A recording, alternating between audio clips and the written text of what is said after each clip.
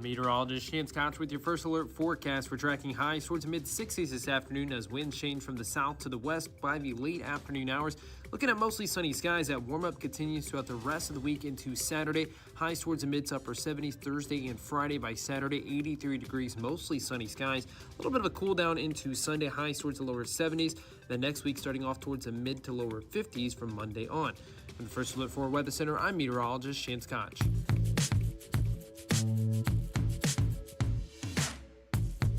There's a lot to talk about today, St. Louis. Let's get the conversation started. This is Mike Ferguson in the morning on NewsTalkSTL. The war in Iran is becoming as much about politics as it is about missiles and targets. President Trump having some trouble getting some of our allies, frankly, to go along with what he wants them to do. So what's that mean for us? We'll follow that throughout the morning here.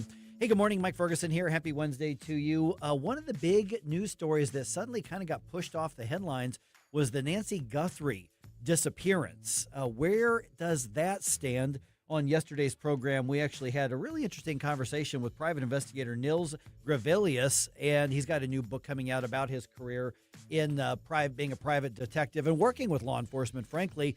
And he gave us some insight on probably what's happening based on his decades of experience.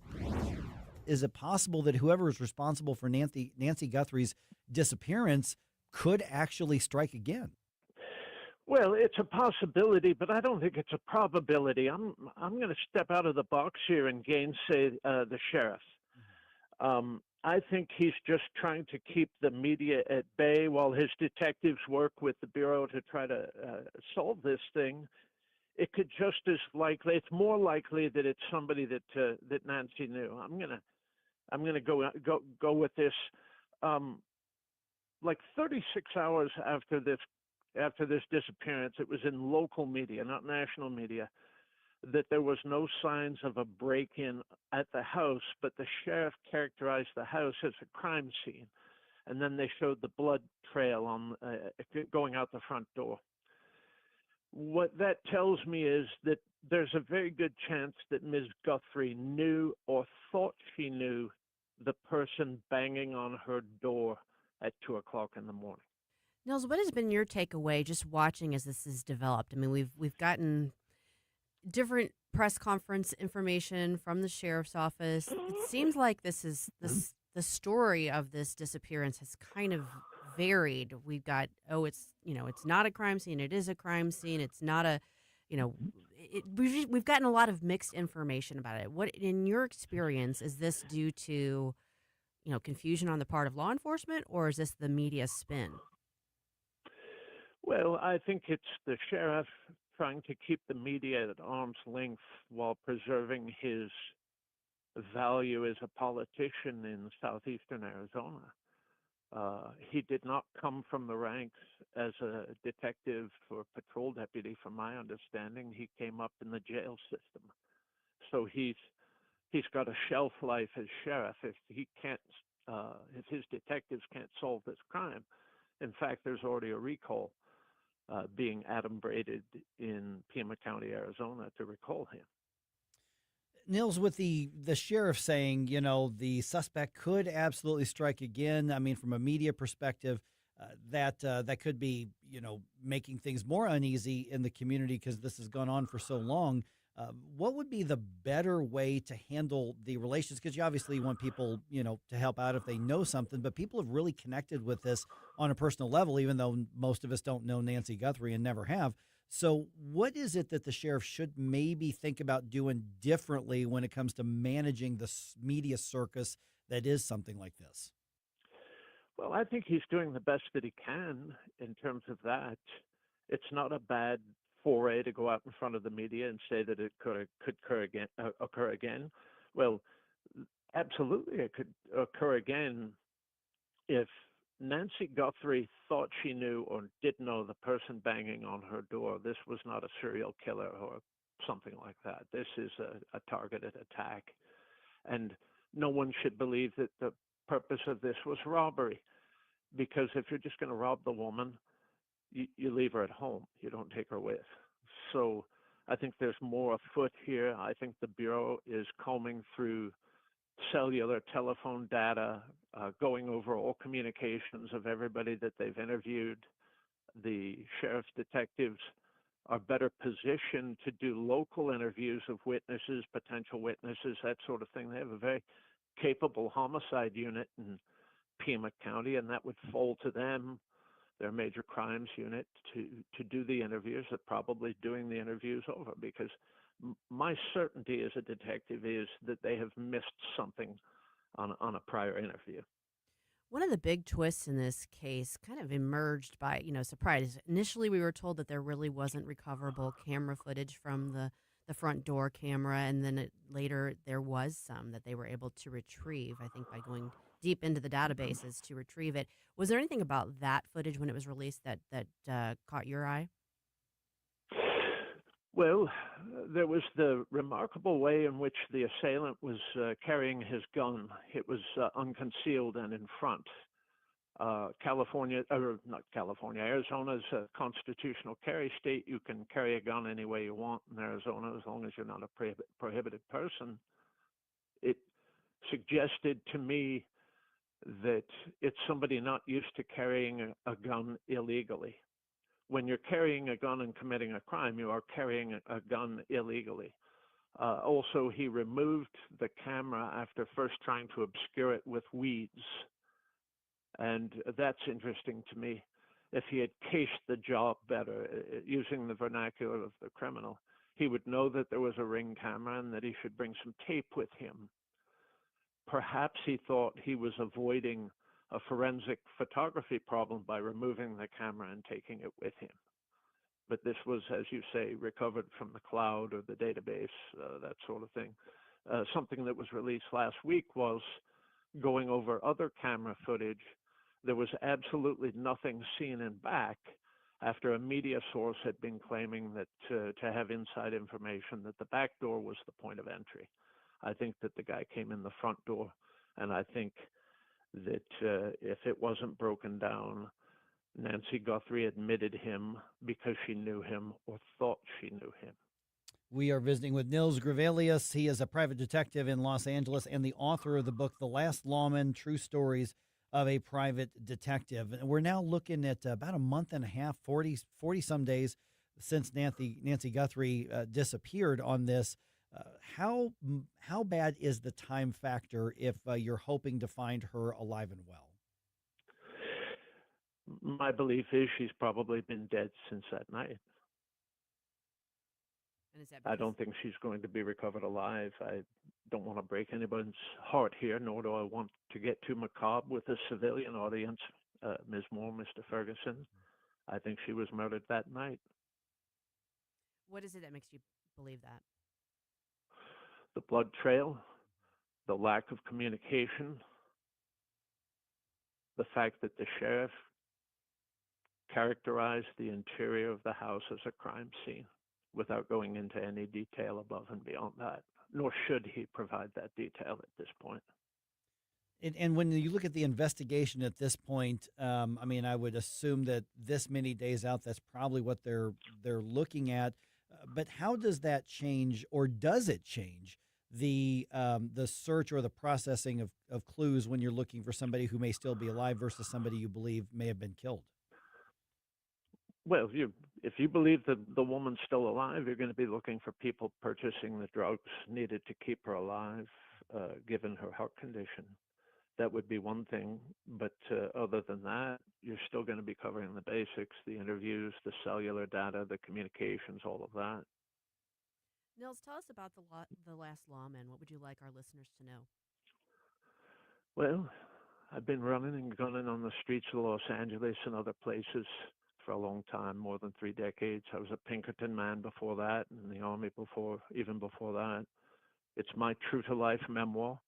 It's got some surprises in it, but I don't give up who any of my clients are in this book, nor shall I. It's mostly about what got me into the job, what the job was like, what the job did to me, and what I did to the job. Nils, in a situation like this, I mean, obviously high profile because of Nancy Guthrie's daughter, Savannah Guthrie. Are there still times when private detectives are brought in to work parallel with law enforcement, or is that just something you see in the movies and TV? Well, yes, private detectives are occasionally brought in as specialists. Just a few years ago, I partnered with a law enforcement agency to bring in a rapist who then tried to hire the Mexican mafia to kill his victim and her children from the Los Angeles County Jail. I took him at gunpoint in 2011 in a house in San Marino. More recently, you remember the two San Bernardino Islamic terrorists that shot up the community center there, Christmas of 2015, and Apple wouldn't open their iPhones for the FBI. Well, a colleague of mine in Canada, who's a private detective and a forensicist, is the one who finally cracked the phones. Yeah, I guess all hands on deck is always a good thing. So, Nils, first of all, appreciate the time that you've given us on this. When you look at a case like the Nancy Guthrie case or some of these other, high-profile crimes against persons cases, they just rightly or wrongly resonate with so many people more so than often crimes in our own backyard. Is there anything that we can learn from the crimes with the national exposure like this, the more dramatic ones, that we can apply to our local areas as well? Well, we have to vote very carefully for whom we put into sheriff, city council, that sort of thing. If we have a bad police department, sheriff's department, it's almost always because of how we voted. People complain to me about the LAPD, and I ask them, well, who did you vote for on the city council, for the mayor? Things like that. It's a real lesson. I mean, we get what we vote for. Yeah, without a doubt. All right, once again, the book is called The Last Lawman, True Stories of a Private Detective. I'm assuming we can find that pretty much anywhere we get, books, Amazon, Barnes & Noble, things like that. Do you have a website or social media you want us to connect with, Nils? At Detective Nils on X. That's where you can find me. I'm looking forward to having the book delivered in June, just in time for Father's Day. And I'd love to be on your show again, Ms. Moore, Mr. Ferguson. That would be lovely. We will make that happen. Nils Grevelius, thank you so much for the time. This has been fascinating. It's my sincere pleasure. Take care. And don't forget, this is Wednesday. You know what that means. That means it's time to open the floodgates and to start sending in your 80s bump music request for Flashback Friday. Send those over to Jerome, or as always, just put your request up on social media, in the comments on Facebook, on the chat box on Rumble, or you know what, if you feel really frisky, call 314-912-1019 and just give it to Jerome yourself. All right, this is 1019 and 94.1 News Talk STL.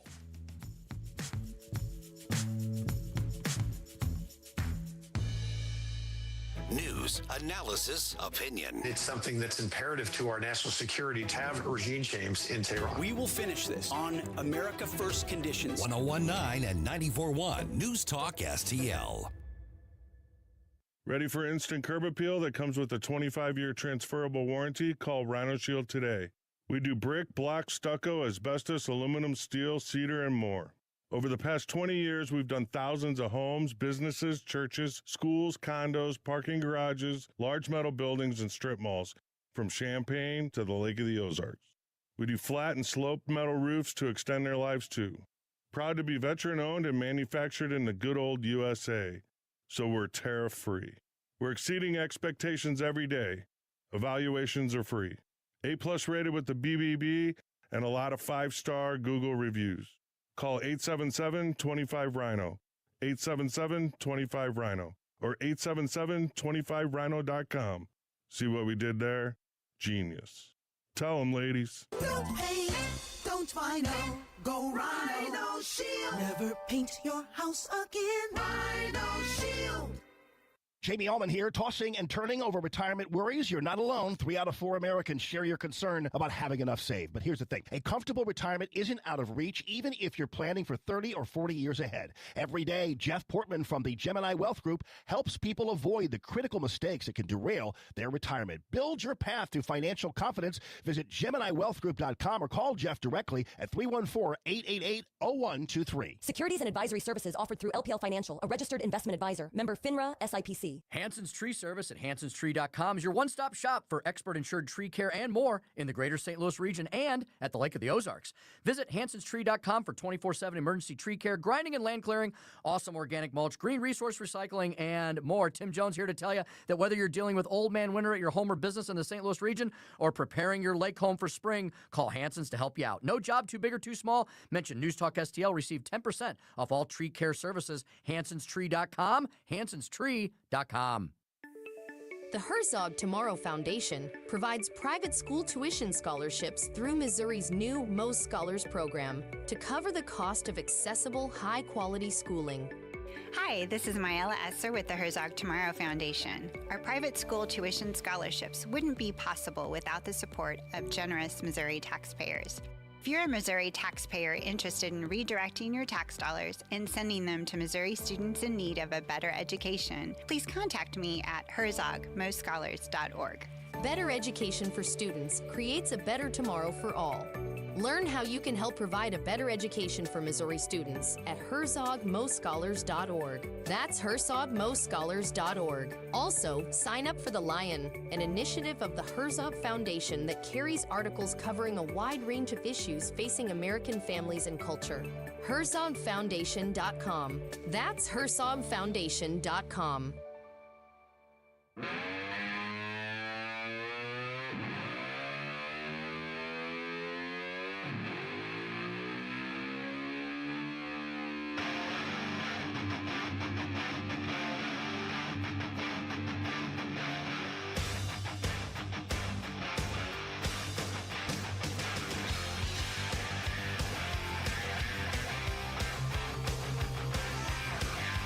Get up, St. Louis. It's Mike Ferguson in the morning. Oh, okay, Jerome, I got a public policy question for you. I got a political and a public policy question for you. At 5:48 in the morning? At 5:48 in the morning. I've got this man. for you. Get your thinking cap on, or whatever that thing is. Okay. So when government spends more money than it takes in, government overspends. Ooh. What's the solution to fix the problem that comes with the overspending? I don't know if you're going to like the answer. Okay. All right, let's hear it. You got to tar and feather them. Oh, okay. Let's call that Plan B. Okay, Plan B. But what would be the point of that? Yeah, because you're like 6:48 in the morning. Tar and feathering is 6:49. Okay, that's my platform. Vote All right. for me, and when they get out of the line, we'll bring that back. Because the core issue is, what options do we really have? Because it seems like if we don't give them permission to overtax us and overspend and be reckless, then they will either start borrowing, or they will start printing more, or they will start adjusting interest rates. Right. Okay, so here in the St. Louis area, they don't have the option to print more money, although I think if you let Sam Page try to print more money, he would try to print more money. Oh, yeah. The county council last night voted to put a tax increase proposal on the ballot because they're tens of millions of dollars short in their annual budget, which we have talked about over and over and over again. We have had, 3 of the 7 council members on this show. We have had one of them who's running for county executive, and the 2 Democrats. Even the 2 Democrats running are like, yeah, I'm not touching the tax increase. But the county council voted to put a tax increase question on the ballot. I've got more details on this in the news dump, and then I think maybe the 7 o'clock hour. Let's let people's juices get going a little more, and we'll dig into it. And the thing is that I always vote no on any tax increase. There is no tax increase that I'm ever going to vote yes on. Absolutely. Period. End of story. I don't care what it's for. I don't care what the circumstances are. I will never vote for a tax increase. Do a GoFundMe. Like a government, like we need this money for the government. Come donate to us. Or user fees or whatever the case is. But even if it's something for a legitimate function of government, we have so much of our income and our wealth taxed right now. If you add up everything, you add up the hyperlocal, you add up like the state, you add up the federal, you add up everything that goes with it's likely that you are losing 35 to 45% of your income and your productivity to government at some level. Yes. Okay. And we don't tend to think of it that way because when they market these things to us, they show us, well, you're only paying this tiny little amount. It's like 2 cents per $100,000 or whatever the numbers they come up with make you, oh, well, I guess I'm not paying that much. But then you wonder, why do I make X amount for my salary, but I only take X amount home? Because of all of these things that are adding up. So I don't give a crap what the cause is. I don't give a crap what the function is. Before government can come say, we need more money from you, you had better exhaust every spending cut you could possibly do or eliminate government programs altogether. Because that's the point we're at this right now. And that's what's so fundamental about this discussion is essentially what a dollar is it's a representation of your time and your effort and your labor and your energy. And so for the government to come in and say, well, and some people just see it as dollar bills. They just say, well, it's just money. Well, no, they are taking a part of your life from you. They are taking parts of your energy and your commitment to what you do. And they are saying, we are entitled to that. We need more of that so we can do the things we want to do that have most times don't even have an impact on your life. Well, and it's the government first thinking. Well, we've dug ourselves into this hole. We just have to take more from you. Okay, so what makes this even more egregious, not even 4 years ago, the exact same voters in St. Louis County said no to this exact proposal. Oh. We said no. And in the last, December elections, there were a number of tax increases on the ballot, both the online, this is an online sales tax is what they're wanting to do. They're wanting you to increase taxes on yourself when you buy stuff. Voters in St. Louis County communities rejected it. Even in some of the more center left communities, they rejected it. So you talk about tone deaf, and what they're doing is they're looking at a spreadsheet, they're looking at a bottom line. We are tens of millions of dollars in the hole. We have to be fiscally responsible and balance the budget. I guess we need to go cut tax, or we need to go raise taxes. Okay, listen, the campaign against that starts right now. Period. Now, Dennis Hancock's going to be on the show with us tomorrow, just to let you know, as well. And the tone deafness of this. And this is actually following what Sam Page has been proposing. Even Democrats on the council should know he's toxic. They do know he's toxic. Well, 3 of the 4. And then there's Lisa. And so we still have not gotten across to all levels of government. We're done. We're done with your taxes. We're done with your tax increases. And even some on the right now are starting to buy in. It's interesting, the Show Me Institute, where I used to work, they're now defending property taxes, saying this is a better way to tax than the sales tax thing. And they're now defending it. That's really, I mean, and I agree with them on most things, but boy, do I disagree with them on that. And these are my friends that are making this, and I've worked with them for years. I've known them for over a decade. I've just come to a different conclusion, and I'm really surprised that they're going that way. And don't get me wrong, 95 to 99% what the Show Me Institute does, lawmakers need to take to heart. I just disagree with them on this. Yeah, that's actually surprising to hear from my perspective, because they're only, income tax and property tax are the two I would say are immoral. Those are the absolute, there is no justification for either one of them for at least the average citizen. If you had to say one's worse, I would say property. They're both bad, but if you had to say which is worse, I would even argue property taxes are worse than that from a moral perspective. And as much as I would hate to say I would ever support a tax, if I had to absolutely choose between much higher sales tax or paying a property tax and income tax, I would say just shift both of those. I can find a way around it to make my life work with a higher sales tax. You do not have the right to take from me my life, my time, my energy, and then to also make me rent the things that I am buying. Right, exactly. All right. So the online sales tax, what they're going to call it a use tax. That's going to be on the ballot in August. We're going to talk about that more depth. World Baseball Classic last night, as expected, because I do know myself. I stayed up way too late watching more of that. I was like, I'm going to watch a few innings. But boy, I kept watching. I made it through like the 7th inning, and probably a good thing I went to bed around the 7th inning, because then Bryce Harper tied up the game in the 8th inning with a 2-run home run, and then, it didn't go our way. But what a great World Baseball Classic. I mean, it's just fantastic what this is doing for the game. Venezuela just would not give up in that game. And to be really honest, Venezuela's manager outmanaged our manager in that game. Oh. Yeah, we had some of our best hitters not in the game. So Venezuela just played the game that they needed to play to win. Hats off to them. So, by the way, now that they've won, we're not going to invade them again, just so we know. Just so they know. Okay. You staved off another invasion. You get to keep what's in your dugout. We're just gonna leave it at that.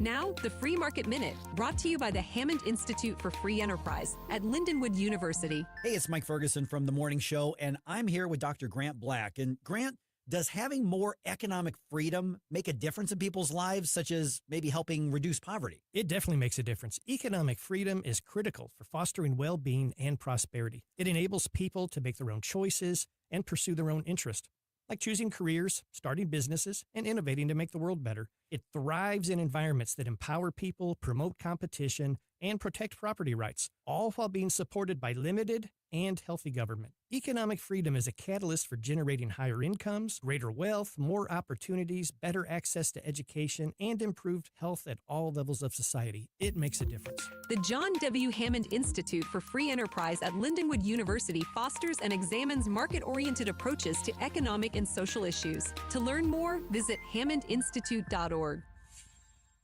I'm Dr. TJ, owner of the Institute of Natural Health, co-owner of Optimal Nutraceuticals, and the host of Wellness One. Wellness One is designed to cut through the nonsense and provide you common-sense science-based information regarding health and wellness. On the show, we discuss topics like thyroid health, gut health, hormone optimization, and many others. Our show airs Saturdays at 10 a.m. and 2 p.m. and Sundays at 11 a.m. and 3 p.m. right here on NewsTalkSTL. And you can visit us at inhstl.com. That's inhstl.com.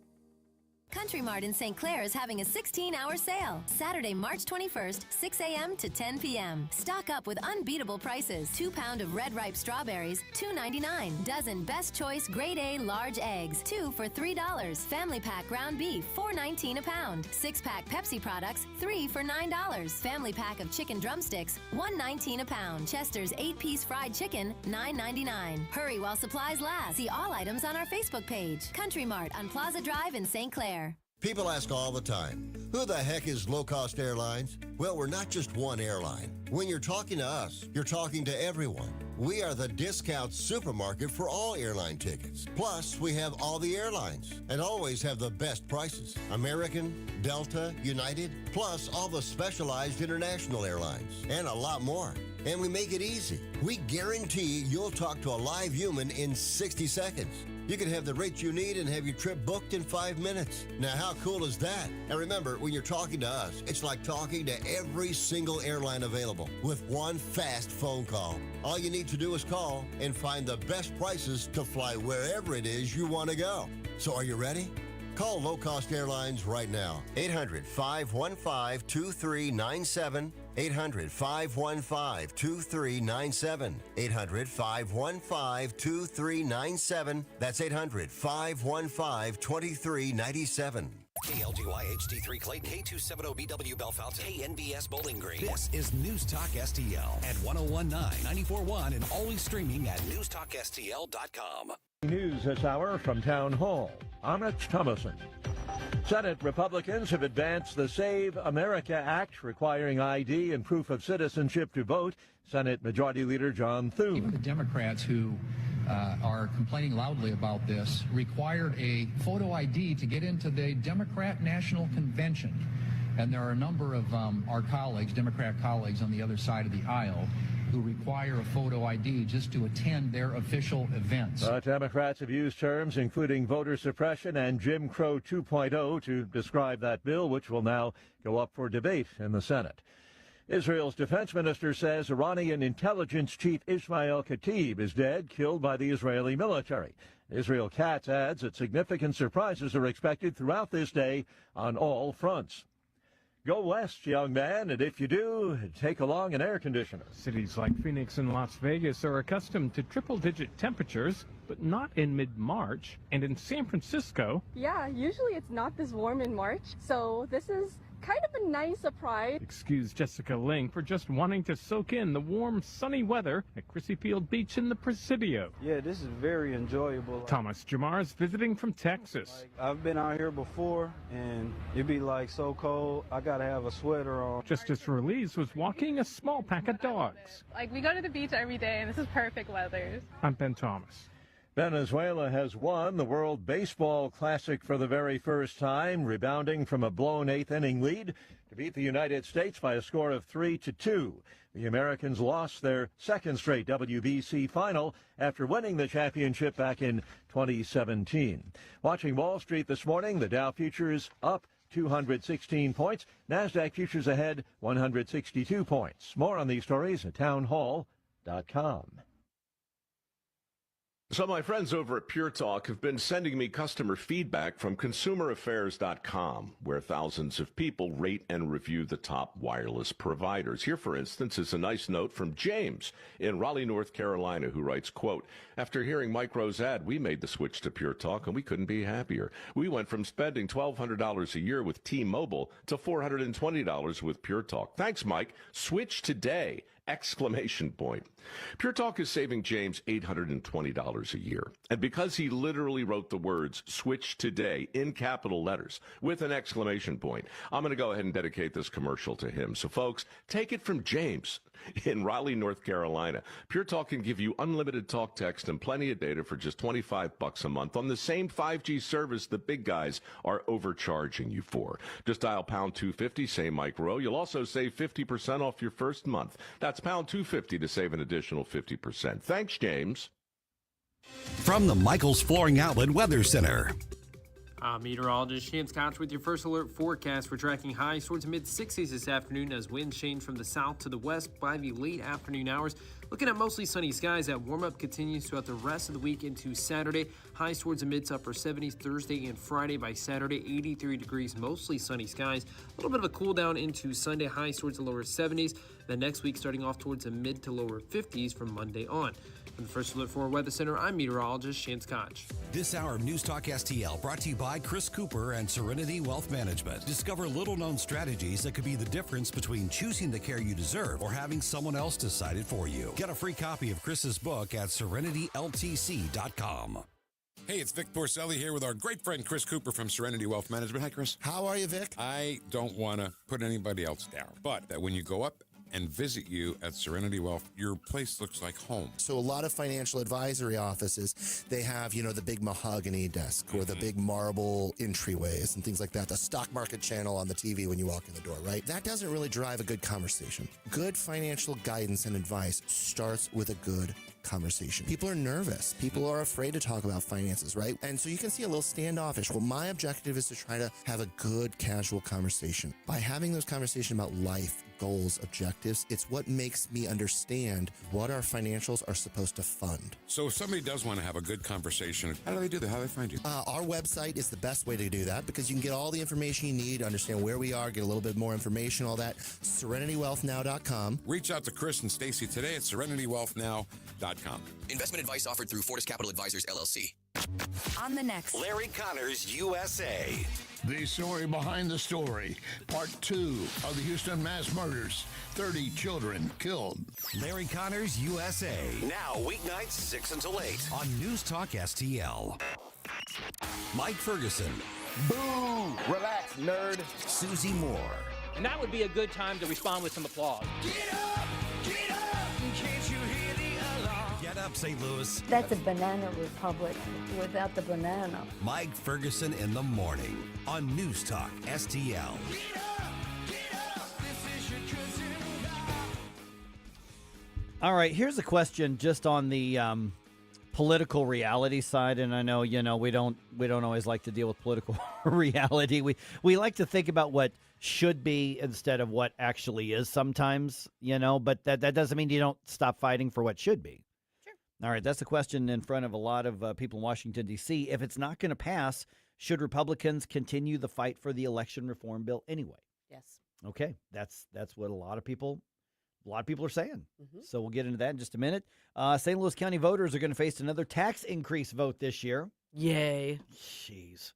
And the World Baseball Classic Championship game came down to the final inning. Nice. The entire tournament came down to the final inning.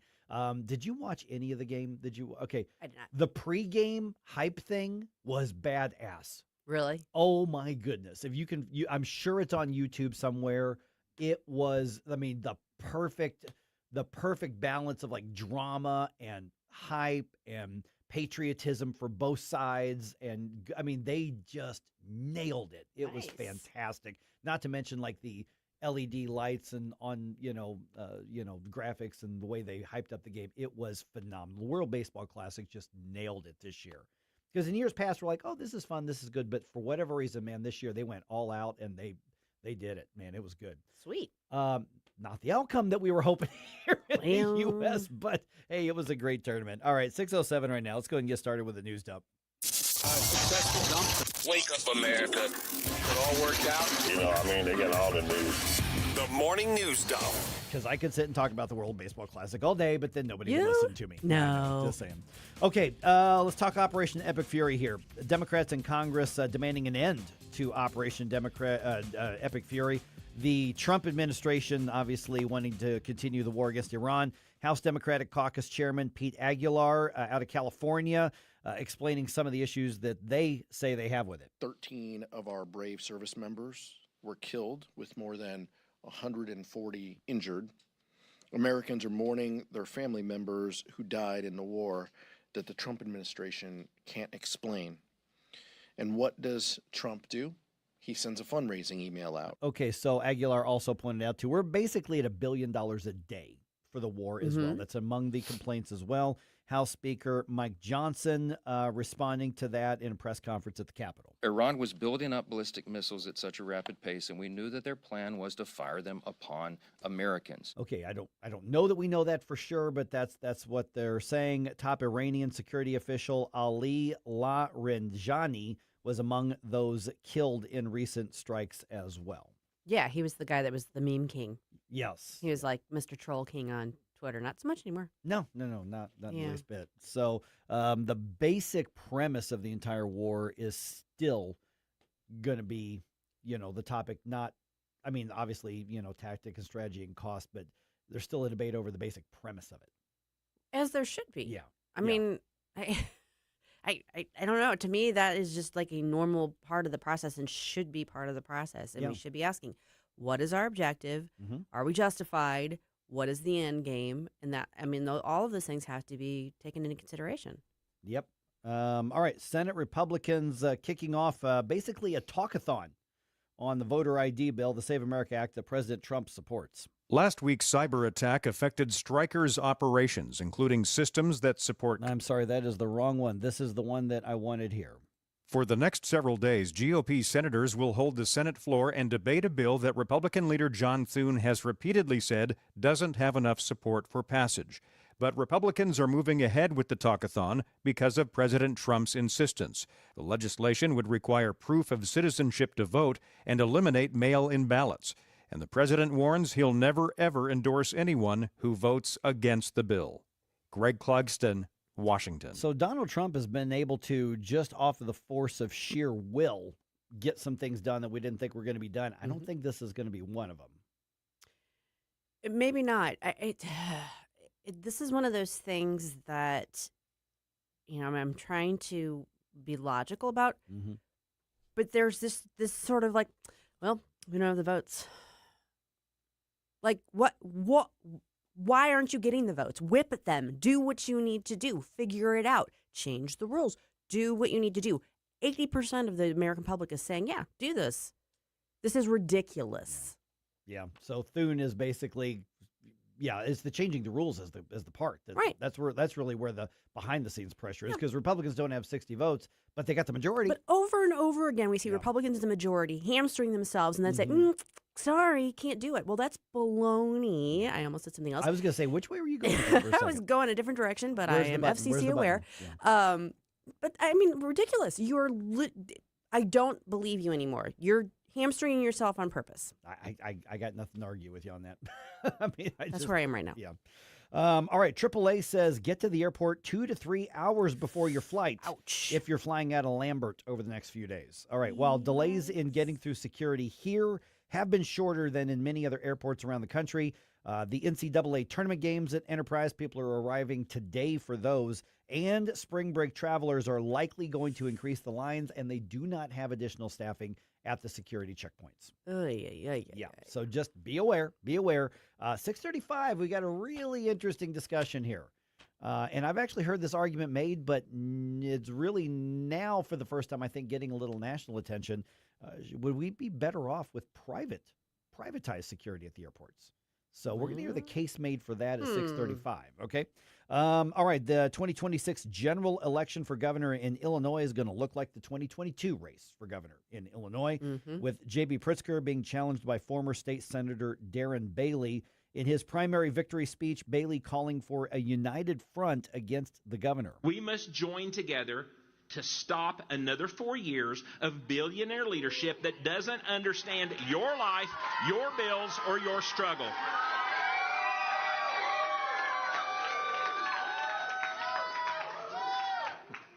This is our moment to unite. I'm not running to be president.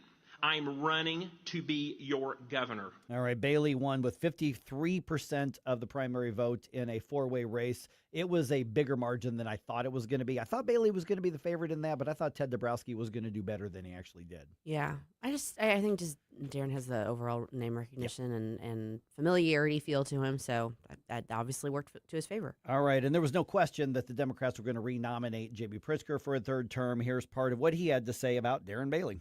Bailey wants to be the Donald Trump of Illinois. He wants to lower the minimum wage. Lower the minimum wage. He wants to take away a woman's right to choose. He wants to continue the Trump tariff taxes on groceries. Because those policies that the Democrats are pushing are doing so well, you know.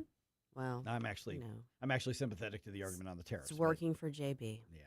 All right, Illinois Lieutenant Governor Juliana Stratton will almost certainly be the state's next U.S. Senator. Yep. Stratton beat three other candidates for the Democratic nomination to replace Dick Durbin, who's retiring, as you probably know. The Republicans nominated former party chair Don Tracy, who is really not going to be a factor in this. Juliana Stratton will be the next U.S. Senator. When I first saw that he'd been declared the winner, my brain had like a moment where I was mixing that with the gubernatorial race, and I'm like, "Who the heck is that?" Right. And then I was like, "Oh wait, sorry, Yeah. Senate race. Okay, Different one, yeah, it's different not gonna matter." Yep. All right, St. Louis County Council puts another tax increase proposal on the ballot. What?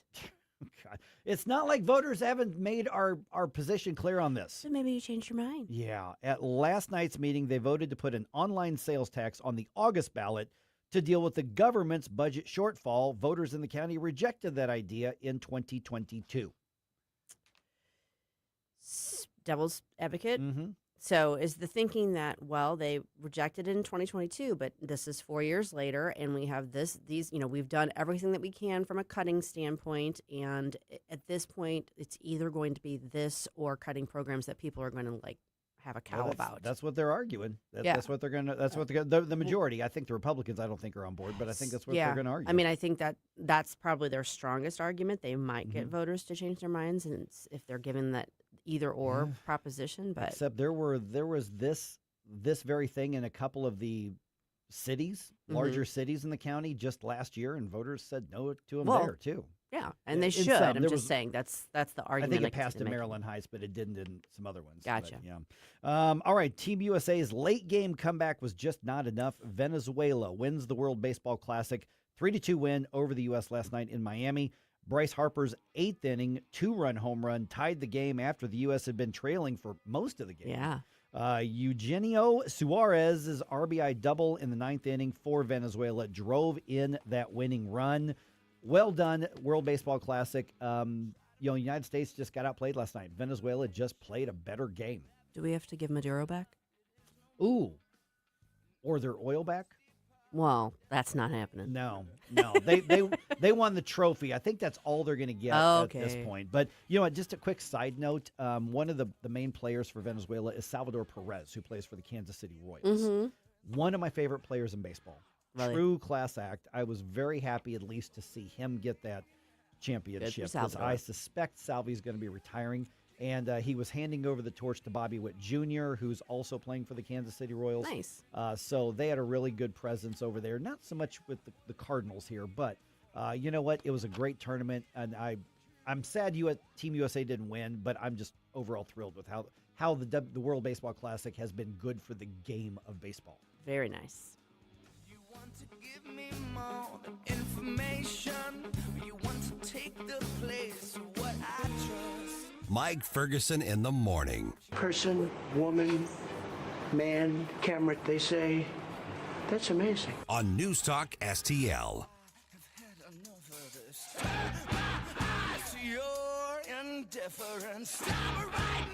When water troubles strike, call the family you can trust. Tim Jones here for Ambassador Plumbing, serving our community since 2018 with 25 years of master plumbing expertise from Tim Morris and his hand-picked team. Whether it's a simple faucet repair or a complete bathroom remodel, if water runs to it or through it, they do it. From residential service calls to commercial to new construction, the folks at Ambassador are your neighbors treating you like family. Ambassador Plumbing, where faith meets craftsmanship. 636-383-6932 or ambassadorplumbing.com. That's ambassadorplumbing.com. Tired of settling for generic fishing gear? Say hello to Bullseye Bait and Tackle, O'Fallon's one-stop shop for serious anglers. Live bait, premium tackle, rods, reels, and an unbeatable selection of lures from top brands like Megabass, Zoom, and Berkley. Whether you're after bass, catfish, crappie, or bluegill, they've got the gear to help you land the big one. Plus, their expert team, led by Mark and Liz, provides rod and reel repair services. Bullseye Bait and Tackle, 266 Fort Zumwalt Square, or at bullseyebaitandtackle.net. 1949, the last time a Republican held the top post in St. Louis City. A gallon of milk was 84 cents and streetcars ran down Grand Avenue. Unfortunately, St. Louis City streets are no longer the epicenter of family and business life. In the 80 years of Democrat control, our city has been on a steady decline. Hello, Kirk Ilsinger, chairman of the Republican Party for the city of St. Louis, and we believe it is our duty to provide a different path forward. I invite you to our meetings the first Thursday of every month. Learn more at stl-gop.com. Paid for by St. Louis City Republican PAC. Curtis Farber, Treasurer. A celebration 100 years in the making. The National Route 66 Centennial Kickoff Celebration, presented by Vital Farms. Thursday, April 30th through Sunday, May 3rd in Springfield. The celebration kicks off with musical guests featuring Little Big Town, Chris Jansen, Gary LaVox, Gretchen Wilson, the Ozark Mountain Daredevils, and the Haygoods. Events continue through the weekend. You are invited to celebrate Route 66 with us April 30th. Tickets and information on Route66Kickoff.com. Brought to you by the Missouri Route 66 Centennial Commission. This hour of Mike Ferguson in the Morning is brought to you by Stifel. Request a portfolio review from your Stifel financial advisor at stifel.com. That's STIFEL.com.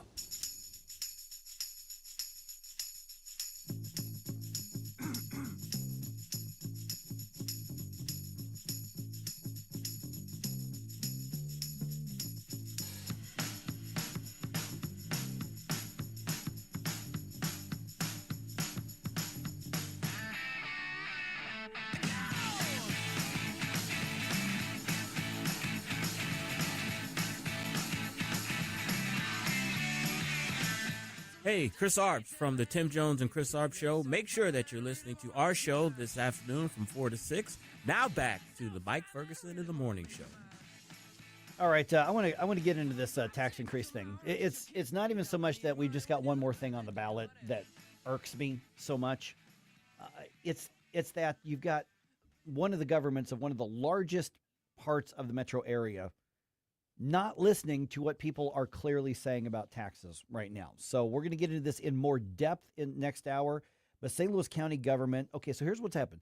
They have dug the government into a hole with tens of millions of dollars in overspending. Yep. Now they want us to raise taxes on ourselves to pay for it and close the gap. That doesn't seem right. No. And we've already said no to this kind of thing. And also there is a bigger picture to this. Okay, so we're going to have Dennis Hancock's going to be on the show tomorrow, by the way. Okay. So we'll be able to ask him. We're going to yell at him? That. I don't think he supported it. Okay. I got to double check. But I'll hold off on the yelling, Dennis. Yeah, the county council member, it just takes 4 votes for that to pass. But what was really weird is I saw the story on this, and I couldn't find anywhere what the vote split was, just that they passed it. So that is interesting. I'm trying to, yeah, my guess would be 4-3. That's but my guess, too, yeah. And I guess this is to put it on the ballot. Correct. Yeah. Okay. So the idea was floated last week, and then you go through procedural stuff where it takes more than one week to put something on the ballot, which is the way it should be. So it's on the ballot.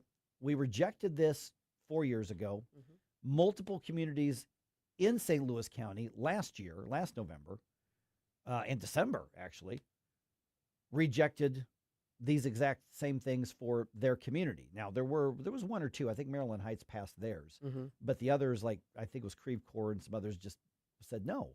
So here's the thing: is that you look across the entire region, not even just the whole state, just the region itself. The momentum is gaining, and not just among Republicans, to say that's enough taxes. You look at every layer of government that we are being taxed on, and many of them are asking for increases. And they want us to all silo them apart from each other and say, well, this school district needs this. And it's just a few extra dollars a month here. Just think about just that. Is it worth a few? Okay.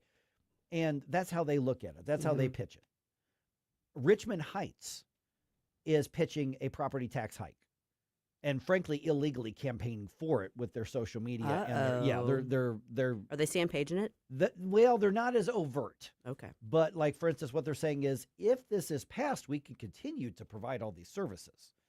So they're not as overt, but they are illegal. And that's what you're going to see a lot with the school districts, and a lot with the municipalities, and a lot with the library boards and the fire districts. You're going to see a lot of the trying to tread the line there, but they're going to be spending your money trying to get tax increases. So the school district does this. Library districts, says, well, it's just a few extra dollars and we can have this, whatever. Fire stations or fire districts or ambulance districts. And now city halls, hey, Parks and Rec, we have to cut some things. And so they want us to not look at the big picture. They just want us to look at their corner of it. And then we should look at this from the big picture, saying, I know that you don't want us to hold all the other taxes against you, but when I look at the salary that I bring in, and I look at the percentage of that which gets taken from me by government, adding them all up, what people are telling government in St. Louis, the entire region, is it's too much now. It doesn't matter whether it's property or sales or whatever. Now, you want to make the case for, let's trade one for the other, I think I'm open to it. But the idea that let's just add another tax onto everything else, raise your cost of living on yourself, because we have overspent your money by tens of millions of dollars, therefore we are essentially going to fine you to pay it back, is not even close to the direction we should be going right now. Well, not only that, but it's not like that's going to fix the problem. If the problem is overspending and you're not really taking a serious bite out of that, then you're just going to have the same issue rearing its head over and over again. And it's like the little streaming fees and app fees and stuff that you don't think about it because it's $1.99 or $2.99 here. And then when you actually go and look at how much you're paying that, for those little itty bitty things per year, you're like, whoa, that's a lot of money. That's a great example. Because we did that 3-4 years ago and just did an audit. Yes. Because what happens is, this show was, Outlander was on this channel. That's a really good show. We wanted to, okay, so you subscribe to that and then you forget about it. And then you go, wait a minute, I want to watch this show. So you subscribe. And we actually kind of did a self-audit. We're like, we're spending hundreds of dollars a year on these subscriptions. Easily. Matter of fact, I'm getting ads on my my phone and my social media and stuff for one of the credit tracking services you can get. And one of the services they're offering is sign up for us. We will go through all your subscriptions and we will cancel them on your behalf if you want us to. And they're saying you'll save hundreds of dollars, and they're probably right. Right. And so that's a great example of how these things add up. And in St. Louis County, that you're right, Susie, on this. And by the way, 314-912-1019, they're looking at this like, well, the fiscally responsible thing to do is balance the budget, so therefore we have to make the budget balanced, and therefore we have to go get more money instead of we need to find ways to outsource. You mentioned a little bit earlier, because the alternative is we're going to have to cut a bunch of stuff that people are going to have a cow over. We need to have cows over stuff like that. Yeah. We just do. Well, budgeting isn't fun. No. And tightening the belt isn't fun. And making cuts and making choices is not fun.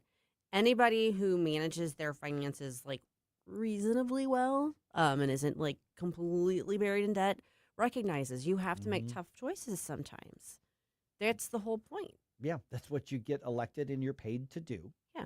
Now, nobody's becoming a millionaire off St. Louis County Council wages. Don't get me wrong. No. They all have their outside jobs. But here's the thing. When it comes to that priority, it's government first thinking versus people first thinking. But government is people, Mike. Right. Government is it's for the people. It's not for the people. It is based on the backs of the people. And I keep going back to our conversation with when Governor Keogh joined us when we were at the Capitol. One thing he said that jumped out at me, because we talked about a bunch of wonky policy stuff and whatnot. But he basically said, if you keep feeding the pigs at the trough, they'll keep getting fatter because they're going to keep eating no matter what. If you just keep putting, so you have to limit. And he said politicians everywhere are the same way. You keep giving them money, they're going to keep spending money. There's no reason to believe the St. Louis County Council is going to actually take that money and say, well, this time we're just going to be responsible. We'll backfill it. And then, no, the history tells us not. The campaign against this starts today. Yeah. As far as I'm concerned on that. I'm right there with you. Yep. Okay, real quick here, last couple minutes. Illinois primary results. I'm not surprised Darren Bailey won. I am a little surprised at the margin because there were a lot of particularly conservative backers who were basically saying time to move on. Let's go with somebody else. But the voters were clearly in favor of Darren Bailey, and part of what he said last night, I think, resonated with a lot of people because it was just a few months ago that Darren's son and his son's family, almost all of them, were killed in that horrific crash of a helicopter. And he did address that last night in his speech. Losing my son and his family, it changed me forever. It stripped away the noise and it clarified what truly matters. Faith, family, fighting for the people that God places in your care. And Darren couldn't. And that clarity is why this moment matters. And I just apologize for jumping in. I forgot that last part was there. He obviously needed to address that in the speech, but I thought he did a really nice job not exploiting it. No. I mean, that something like that is such a humongous, it's like a watershed moment in people's lives. It's something that you never, I'm not going to say never recover from, but it does change your trajectory. It does change your perspective on life. And to not acknowledge that would have seemed very awkward and strange. Yeah. But he did so in a way that was saying, like, this is why I decided to stay in this and why I'm still fighting. I don't know how he finished that campaign with that kind of tragedy. That I don't know that I would have been able to do that. Yeah, I don't know either. I think there's a point at which you either have to just decide to keep putting one foot in front of the other, or just curl up in a ball. Yeah. So basically, now Illinois, and it's not even just Republicans; it's just anybody who's not on the far left. The question is going to be: do you not unite and try to make a run for this? I mean, listen, the odds are J.B. Pritzker's got a pretty clear path to victory. The Republicans have to decide how hard are we going to fight for this. There's something to be said about making having the fight and using it, even if you're not ultimately going to win that particular race, but using it to your advantage to build on. If you build a strong campaign, you maybe could end up adding a few state representatives in there and win something down ticket. But then again, who knows? Maybe J.B. Pritzker ends up going so far off the deep end, he pisses off enough people in the middle, but it just doesn't seem likely. And maybe you set the table for the next election. So, do you guys mind if I say something potentially controversial real quick? Okay. Oh, my gosh. What are you going to do? Security sucks. Oh, yes. Okay. Yes. All right. Now, would they suck less, though, if the government were not in charge of them? This is an interesting question. Yeah, so I think we should have that conversation coming up here at 6:35.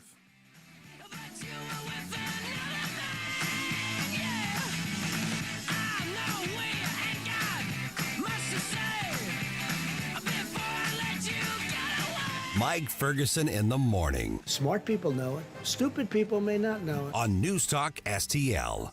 Are you gonna be my girl? From the Michaels Flooring Outlet Weather Center. I'm meteorologist Shane Scotch with your first alert forecast. We're tracking highs towards the mid-60s this afternoon as winds change from the south to the west by the late afternoon hours. Looking at mostly sunny skies, that warm-up continues throughout the rest of the week into Saturday. Highs towards the mid to upper 70s Thursday and Friday. By Saturday, 83 degrees, mostly sunny skies. A little bit of a cool down into Sunday, highs towards the lower 70s. Then next week, starting off towards the mid to lower 50s from Monday on. From the First Alert 4 Weather Center, I'm meteorologist Shane Scotch. Hello, everyone. It's Fez with the Moolah Shrine Circus. I want to remind you to get your tickets now for our big circus in March. We've got new exciting acts like the Swinging Trapeze, the Daring Horseman, the Human Cannonball, and much more. And kids under 12 are free with a paid general admission ticket. So go to moolah.org and get your tickets today. For the Moolah Shrine Circus, March 20th to the 22nd at the St. Charles Family Arena.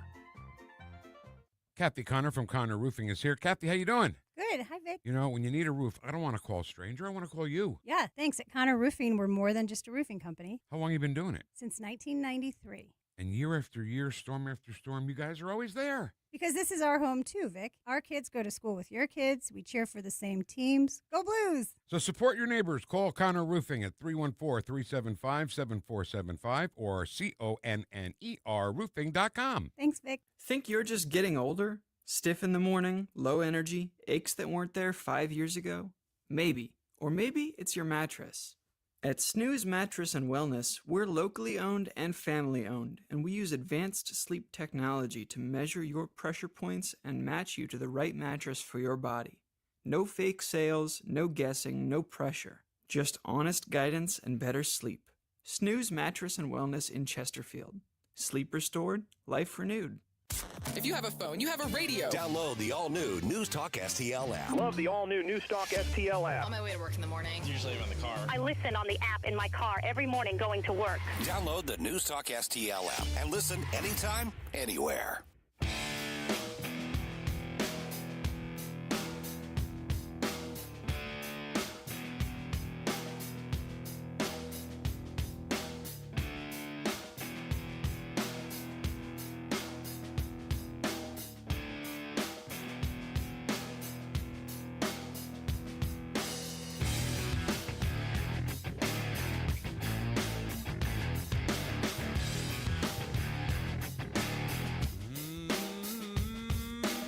I love that you're starting your day off right with Mike Ferguson in the morning. It's your boy Joe Pags. Talk to you tonight, but now let's get back to Mike.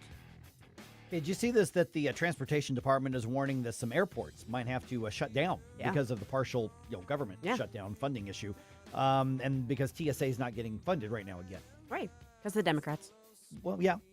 So is there a better option to the feds running the security lines? Now, I've actually heard this argument before in years past, but it just never really has caught on anywhere. But I wonder if there's not possibly an opening to get people to consider what some people would consider kind of a radical idea, but it's not, because we've done it before, essentially. All right, we're now joined by Steve Swedberg from the Competitive Enterprise Institute, and got a blog. It says, shutdown woes show why it's time to privatize the TSA, and we're going to put that link out here in just a second. So, Steve, I mean, we got hundreds of TSA blue shirts. They quit because they're not getting paid the second time now. They haven't been paid. The rest are groping you without a paycheck at the moment. So the question that you're raising, would airport security be more reliable in private hands? So let's start with what you think people ought to consider, then we can get into the devil's advocate whataboutism right after that. Getting into in terms of what? Getting through the lines on time, whether or not the TSA is actually making us safe, because we can go into a few different Yeah. Let's start about what the proposal is, and then the why. So what is it you think we ought to consider changing when it comes to privatizing this whole process? Well, I think the government, the reason why you mentioned there's an opening, the reason why there's an opening is because the government shutdown here is showing what we would call a government failure here. I don't want to say it's at a standstill, but I was just watching some Fox News footage before jumping on the show here, and they're talking about possibly having to shut down airports while this is going on. And with no end in sight, people can't really travel. They can't really travel. So I think those kinds of vulnerabilities, especially right now with this standoff, is I think is something to take into. I think that's certainly one direction. Like San Francisco is one of the about 24 airports that's under that allows private screeners, and they don't. I'm willing to bet that if I went to there and because they're under the screening partnership program, my guess is San Francisco is not dealing with these. San Francisco Airport being one of the airports not dealing with this right now. So I think that's one consideration in the immediate. We can get into whether TSA actually helps with security. I think that's another one, but I just want to hear your thoughts. Well, Steve, this is Susie. I have a follow-up question on that. So there are, if I'm understanding right, there are some airports in which there is some private screening provided, not just via TSA. Is that what you're saying? Correct. There are about 24 airports. They use private contractors under what's called the screening partnership program. So we already have some of that in the United States. Never mind other countries. So in that respect, it's not a radical idea. It's being implemented already. So, Steve, let's look at the bigger picture, which we are told we have to have the standardized, for the most part, procedure that is because of the terrorists and because of the security. And we have accepted so many things we would have never accepted a generation or two as far as the way we're treated at the airports for this. So there's a lot of people just don't like it because of, the groping and the, condescension and the way that we're treated going in there. That's one aspect of it. But why, other than, well, if they're private, they wouldn't be affected by a government shutdown, is there a case to be made that privatized airport security could be more safe, could be more secure than the government top-down program we have right now? Absolutely. I would say this comes down, I would put it in one word, I'd say it's incentive. TSA runs as a monopoly, and because it runs as a monopoly, there's not the incentive to want to do a better job. There's not incentive to be more efficient or to improve. I think one example of that, I mean, when you talk about like the 311 liquid rule or like with the laptop scanning, like some of the airports have CT scanners that could detect this and make sure we don't have to deal with these rules, but they're not going to get around to implementing it in all the airports till 2043.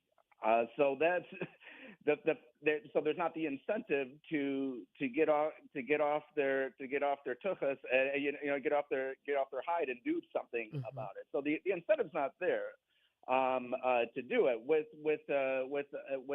If you privatize it and open it up to competition, people have an incentive to do a better job. People have the incentive to offer service and not, as you put it, grope in a condescending manner. And if they don't do a good job, they lose their contract and they hire somebody else. So, Steve, I think I understand how this works, but I just want to make sure. Obviously, the issue right now is because of the government partial shutdown. The funding isn't there, and that's why you're seeing this with TSA. If we went to a privatized system, these would be contractors who would have a contract with the government. Well, would they? Well, that's what I'm wondering. It'd probably be either with probably in this case, I mean, if it could be with the government, it could be with in other countries they do it with the airports. As I pointed out in my article, airports, particularly in Europe and Latin America, are privatized. So the contract for that would be with the individual airport. So I'm guessing we would probably I shouldn't guess, but it seems to me then that we would have to rewrite the statutes that govern this aspect of Homeland Security and specifically how TSA, how security is handled at airports. Well, if they can make it a priority, they could, because after 9/11, they made it a priority within 2 months. They upended the entire airport security system and made it under the federal government within 2 months after 9/11, about 2 months after 9/11. So they did that all in a rush. And as we see with other examples of public policy, whether it's Sarbanes-Oxley or like Dodd-Frank in response to the financial crisis, when you respond to a crisis, you're not. I think even in our own personal lives, when we respond to a crisis, we're not thinking clearly. We're not thinking through the details and the implications. And this is how TSA was created in response to 9/11, and we're still dealing with that today. All right, we're visiting with Steve Swedberg from the Competitive Enterprise Institute. The article, the op-ed is Shutdown Woes Show Why It's Time to Privatize the TSA. Okay, so from the business perspective, you're talking about the incentives. And listen, I'm a free market conservatarian. The libertarian streak in me is way, way up right now. So the incentives from a business perspective to provide that better customer service, I don't think anybody could actually argue with that. We're being told over the last generation, this is just a necessary evil. Give up your First and Fourth Amendment rights at the airport. This is a Bill of Rights free zone because it's for your safety. But what about the liabilities of it? If this can be done in a way that is just as safe or safer, because I know that when they have tested the TSA, the testing results have not gone really well for them. Probably because of the monopoly that they've got right now. They don't have to worry about it. But who would be liable if, God forbid, something bad were to happen with a privatized one? Because if something bad happens, with the TSA stat right now, nobody's being held liable for it. Mm-hmm. I mean, I imagine it would. I imagine if you're talking about liability and violating rights or criminal charges, I imagine that would end up in court like any other infraction or any other criminal violation. So that would be my guess on that. But you mentioned the testing I want to bring up the testing not going so well, because this is really indicative about whether or not TSA is keeping us safer. So they had some publicly available data about how the testing went up till about 2017, when DHS decided to go, oh, this information's classified. So part of what made this difficult to write and do the research on was because the data is not there because they're hiding behind national security. Yeah, at one point they ran some tests. I don't remember what year it was. Mm-hmm. And it was, we're going to have basically people trying to test them, trying to get things through that simulated banned items, and they went through almost every time. So we have a lot of security theater is the accusation right now. No, you're right. Your memory is spot on. That was 2015. The failure rate was 95%, and we have plenty of security theory. We can get into the shoe bomb, the 311 liquid rule. Yeah, there are things that make it look like they're helping us, but in reality, they're just causing headache at the airport. Steve, do we have a precedent for this, like another industry or another program that we've had that was run, by the government and then switched to privatized? And is a success story to point to? A similar, like with airport security, that was previous.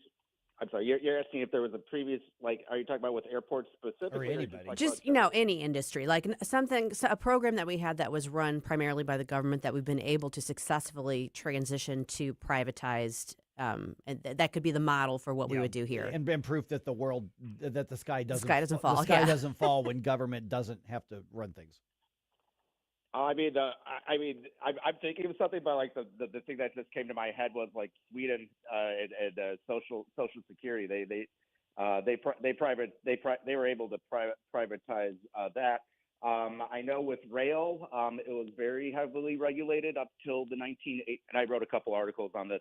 It was heavily regulated up till the 1980s, early 1980s, with the Staggers Act, and then once you got the government out of the way with pricing controls and all that, they were able to invest more in capital, make more capital investments, and rail became safer. It became more efficient as a result. So we saw that in the rail industry. I think that can happen here in the airport security industry as well. Okay, at CEI.org, I think it is, the blog post is Shutdown Woes Show Why It's Time to Privatize the TSA.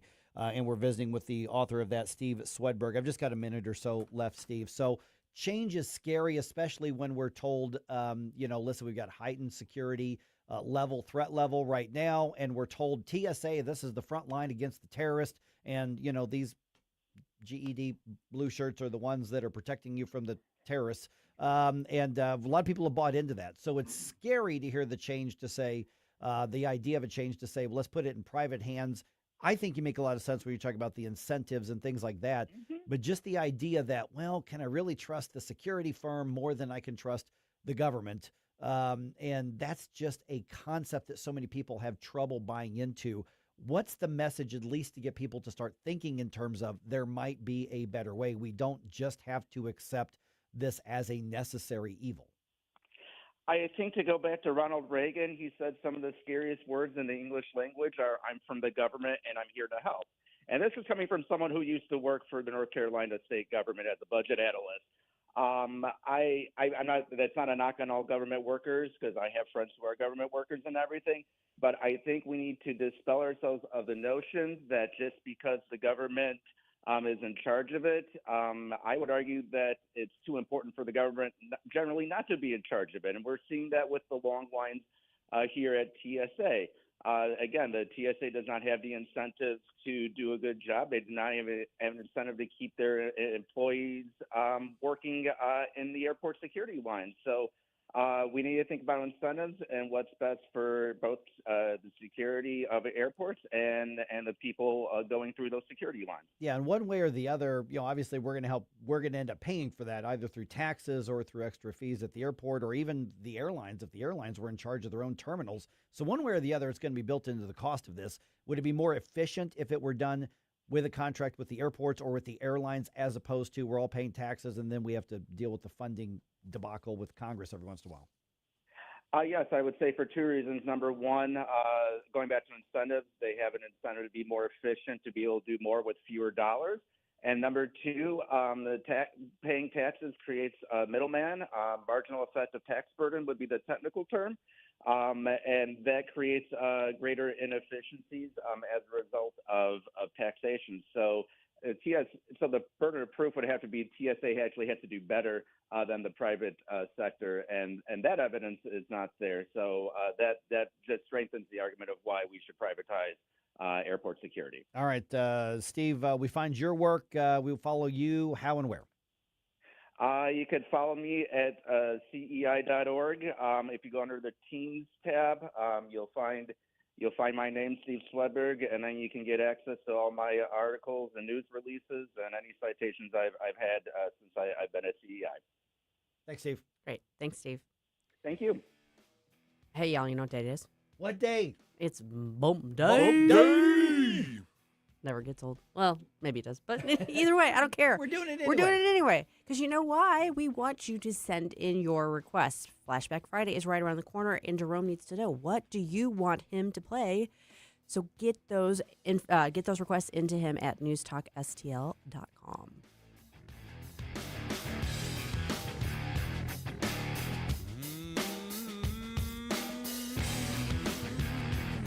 I think you all know that I've always felt the 9 most terrifying words in the English language are, "I'm from the government and I'm here to help."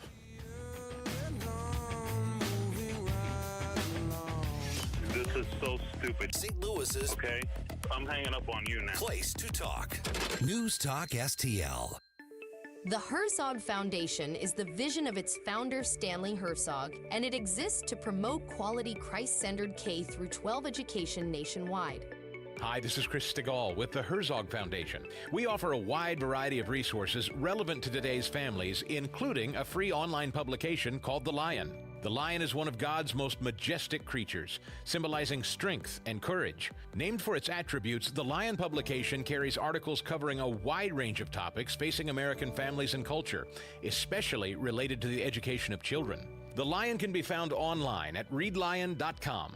That's READ lion.com. Sign up for The Lion at readlion.com and find dozens of must-read articles published every day. Visit readlion.com and subscribe for the weekly and daily digests so you never miss an article. Readlion.com. That's readlion.com. Rhino Shield is far superior to even the best traditional exterior house paint. Rhino Shield is 8 to 10 times thicker than paint and comes with a 25-year transferable warranty. Rhino Shield is the only ceramic coating company that has been chosen by Disney, This Old House, and 3 times on HGTV's Curb Appeal, where every episode is concentrated on unpainted brick, bonds and seals to stucco, wood, hardy, block, color lock, masonite, and more. No better product for those steel aluminum-sided homes that have become, chalky and tired looking. We coat sloped and flat roofs to extend their lives too. After 15 years, we've got a great reputation and a superior product. As long as it's affordable, why wouldn't you do it? Before you make the costly mistake of painting with traditional paint, you'd be best served to call Rhino Shield today. We are the experts and our evaluations are free. 877-25-RHINO or 877-25rhino.com. Tell them, ladies. Don't paint, don't Rhino, go Rhino Shield. Never paint your house again. Rhino Shield. This hour of Mike Ferguson in the Morning is brought to you by Stifel. Request a portfolio review from your Stifel financial advisor at stifel.com. That's STIFEL.com.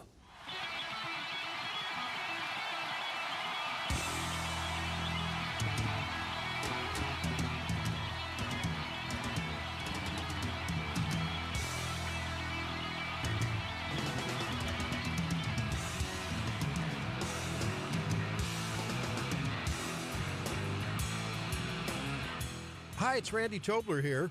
Pour a big cup of coffee and catch my show every Saturday morning from 6 to 9. Right now, it's back to Mike Ferguson in the morning here on News Talk STL. All right, Republicans in the Senate now fighting for the election reform bill known as the Save America Act, even though they say we don't think we're going to pass it. We'll get to that here in just a second. St. Louis County voters going to face another tax increase vote this year. And the World Baseball Classic Championship, really the whole World Baseball Classic tournament from around the world came down to the final inning. Wow. Yeah. All right, 6:52. Let's sneak in a quick news dump here. The Morning News Dump. Are you joking? Is this a joke? Listen, folks, the Morning News Dump. Okay, Senate Republicans have kicked off a marathon on a voter ID bill that President Trump supports. For the next several days, GOP senators will hold the Senate floor and debate a bill that Republican leader John Thune has repeatedly said doesn't have enough support for passage. But Republicans are moving ahead with the talkathon because of President Trump's insistence. The legislation would require proof of citizenship to vote and eliminate mail-in ballots. And the president warns he'll never, ever endorse anyone who votes against the bill. Greg Clugston, Washington. And what Republicans and what Thune is saying is, but we don't have the 60 votes needed to overcome basically the Democratic opposition. That's by choice. It is. Sorry, it is. See, I don't think you're sorry when you say that. Well, I'm sorry if that's hard for you to hear. There you go. GOP. I'm sorry but that it makes you feel that. Yeah, you're choosing to say I don't have the, yeah. So this could go on. The Republicans are saying we're going to dig in for a week or 2 weeks or more on this, but I think they are going to lose because they are not going to change those rules. Yeah. The bottom line is this. Where there's a will, there's a way. You are choosing to limit yourself and either not figure out how to get those. I mean, you know what? There's horse trading that goes on in Congress. I don't know if people know this, but there's deals that are made. And I'm not saying make bad deals, but I mean, they've got the majority. You have the majority. If you cannot get something that is this popular across the finish line when you have the majority, then you probably don't deserve to have the majority, and I'm sorry to say. Well, yeah, we're saying about that at the House, too. It's like, you know what, there's some good stuff they're fighting for, but there's a lot of stuff we're like, what are you doing with this majority, guys? Well, I mean, the House has an even thinner margin. Yeah, and then they got it passed. Well, yeah, exactly. So I'm sorry, it just doesn't wash. Yeah. All right, we're just follow up to what we were just talking about. Republican lawmakers unveil new legislation aimed at easing airport chaos that's been hitting travelers across the country because of that partial government shutdown. Majority Leader Steve Scalise talking to the press about the wait times that we're seeing. At my home airport in New Orleans, you had lines wrapped around the airport all the way into the parking garage. People waiting over 3 hours and missing flights because Democrats want to have yet another tantrum. It's not the first time that they've tried to spark chaos in the country. Democrats not given an inch on this. They say until you do the ICE reforms and give them what they want, they're just digging in their heels. I don't know if you saw, but late yesterday, the White House sent a letter over to the Senate and said, okay, here's some concessions we're willing to make on DHS. And they were pretty reasonable. And they weren't meeting the Democrats where they were because their demands were crazy. But they were acknowledging them and saying, well, we'll agree to this. So it'll be interesting to see Yeah. if there's any movement from the Democrats on this. All right, primary day in Illinois is done now. It's going to be Darren Bailey versus J.B. Pritzker again in the race for governor. Bailey won the Republican nomination with 53% of the vote in a four-way race. And Illinois Lieutenant Governor Juliana Stratton will almost certainly be the state's next U.S. Senator, because I don't want to say definitely, because I guess there's an outside chance. Go Don something Tracy. Where whoever, he's a former party chair. He was nominated to be the Republican sacrificial lamb in this race. But Juliana Stratton's going to be the next senator from Illinois to replace Dick Durbin. St. Louis County Council puts another tax increase proposal on the ballot. At last night's meeting, they voted to put an online sales tax on the August ballot to deal with the government's budget shortfall, a.k.a. overspending. Voters in the county rejected that same idea in 2022. Quick note, St. Louis Area Food Bank gets more out of your donation dollar today. An anonymous matching gift will triple donations made to the food bank today, just today, up to $75,000. You can donate online at stlfoodbank.org. And Team USA loses in the World Baseball Classic to Venezuela last night. Final score was 3-2, but what a great game. Team USA did us proud. Venezuela was just better last night. Hey, Tony Colombo here with Tim Jones for our friends Rodney and Jen Wallner, the Wallner home selling team at Berkshire Hathaway, the #1 home selling team in the St. Louis area, and I can say that from firsthand experience. My wife and I were blown away from the results that we saw from working with Rodney and Jen, from selling our old home faster and for more money than we thought possible to finding our family's perfect new home. They over-delivered every step of the way, and right now it's still very much a seller's market. So, Tim, for folks that have been thinking about selling their home, it's a perfect time to call the Wallners. That's right, Tony. And don't forget, they're licensed in both Missouri and Illinois, so no matter where you are in the metro area, you can put St. Louis's #1 home selling team to work for you. The Wallners' experience and work ethic, second to none. And of course, the numbers speak for themselves. The Wallners sell 15 times more homes per year than the typical realtor. Right now, they're working with so many qualified buyers, they'll guarantee to obtain you an offer. If you've been thinking about selling your home, don't wait. Call the Wallners now at 314-810-SOLD. That's 314-810-SOLD for the Wallner home selling team. Chris Arps here, and after Becky and I leave church on Sunday, we head down the street to Capriotti's to grab a classic meatball sub. And of course, for dessert, I get a giant chocolate chip cookie. I love Capriotti's, and you will too. On Manchester at McKnight in Rock Hill. Hey, Tony Colombo here, inviting you out for a great night of fun and rock and roll with the Queen Tribute Somebody to Love, Friday, March 20th at the Mill in Granite City. My band, Tony Colombo and the North County Sound Machine, featuring Katie Fitzpatrick, opens the show, followed by the ultimate Queen experience from Somebody to Love. That's Friday, March 20th at the Mill, Granite City's premier concert and event venue, brought to you by Weber Chevrolet. Support local music and join us for a great party. Tickets and info now at themill.events. Remember those magical moments in Mom's kitchen? The heavenly aroma of fresh baked cookies? At Trolley Stop Bakery in Chesterfield's Forum Shopping Center, our co-op of talented bakers has been perfecting that homemade magic for 4 decades. From the gooeyest cookies in town to custom pies, cobblers, and cakes, everything's made from scratch, just like Mom and Grandma's recipes. Need that perfect corporate gift? We ship our famous cookies nationwide. The Trolley Stop Bakery, 67 Forum Shopping Center, or TrolleyStopBakery.com. Because some traditions are too sweet not to share. So many ways to listen to News Talk STL. Join the conversation. All you have to do is say, Hey Alexa, play News Talk STL. Welcome to News Talk STL, conservative talk radio for St. Louis.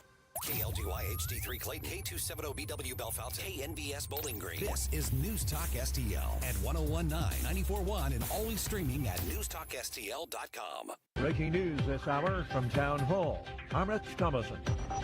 Israel and the U.S. continue eliminating the upper ranks of the Iranian leadership. Israeli Defense Minister Israel Katz says the Iranian intelligence chief has been killed by the Israeli military, and Katz says there will be more significant developments in the war today. All of this as Iran continues targeting its Arab Gulf neighbors and Israel as well. Iran is lashing out following the killing of one of its top leaders in an airstrike, with attacks on its Persian Gulf neighbors and Israel, using some of its latest missiles to evade air defenses and killing at least 2 people near Tel Aviv as the war in the Middle East shows no sign of slowing. Israel, meanwhile, has kept up intense pressure on Lebanon, with strikes, it says, targeting Iran-backed Hezbollah militants, hitting multiple apartment buildings in Beirut and killing at least 6 people. In Iran, the Bushehr nuclear power plant complex was hit by a projectile, but there were no injuries and the plant suffered no damage. I'm Charles de Ledesma. Senate Republicans have set the stage to debate the Save America Act, the bill requiring ID, proof of citizenship, to vote. House Speaker Mike Johnson, watching things from his side of Congress, takes note of the Democrat opposition to the election integrity bill. It's ridiculous for them to oppose it. We are cheering along the Senate Republicans and trying to force this through. Hopefully, we can get this to the president's desk for signature. Multiple polls indicate a landslide of support for the Save America Act among voters of all stripes. What will the Federal Reserve do about interest rates? We'll find out later today. Fed policymakers and their latest two-day meeting. They are expected to leave rates right where they are, at least for the time being. Watching Wall Street, Dow futures up 165 points. NASDAQ futures ahead 121 points. And the S&P futures better by 25. More on these stories, townhall.com. Dennis Prager here for AmFed Coin and Bullion. I've always been a strong believer in precious metals investment, and I've always been fascinated with rare coin collecting. But owning the wrong coins that only make dealers a lot of money can be catastrophic for your investment portfolio. AmFed Coin and Bullion specializes in taking people out of non-performing coin portfolios and turning them into gold, silver, or platinum bullion. They tailor a portfolio based on your goals and not what they want to sell you. You'll never experience scare tactics, misleading hype, or high-pressure sales from owner Nick Grovich and his very knowledgeable staff. They will evaluate your portfolio, show you how your coins have performed, and take the time to educate you on the ugly industry practices so that you can make an informed decision. Smart people can make very bad investments when they're under pressure and lack the facts. Call 800-221-7694. That's 800-221-7694. AmericanFederal.com. From the Michaels Flooring Outlet Weather Center.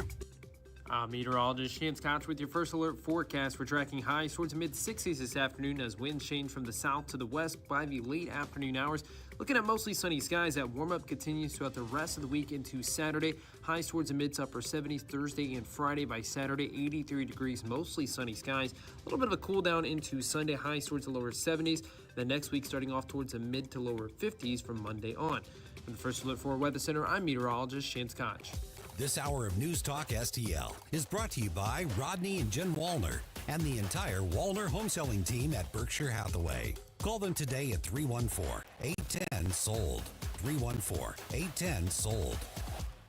Everyone deserves a safe place to call home. Cedar Oak in High Ridge is a unique ministry providing more than just shelter. They offer hope, support, and a compassionate community for individuals rebuilding their lives. Since 2023, they've helped those facing housing challenges, especially when addiction has been part of their journey. At Cedar Oak, you'll find personalized care, empowerment, and real long-term solutions. Take the next step. Visit cedaroak.org. Cedar Oak, where new beginnings take root.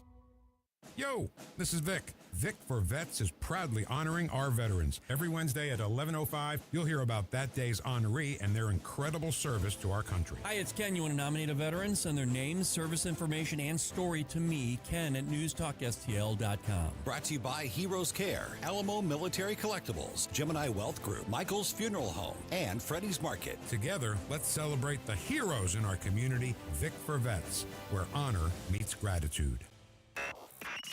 Mike Ferguson. Shut this sucker down. Susie Moore.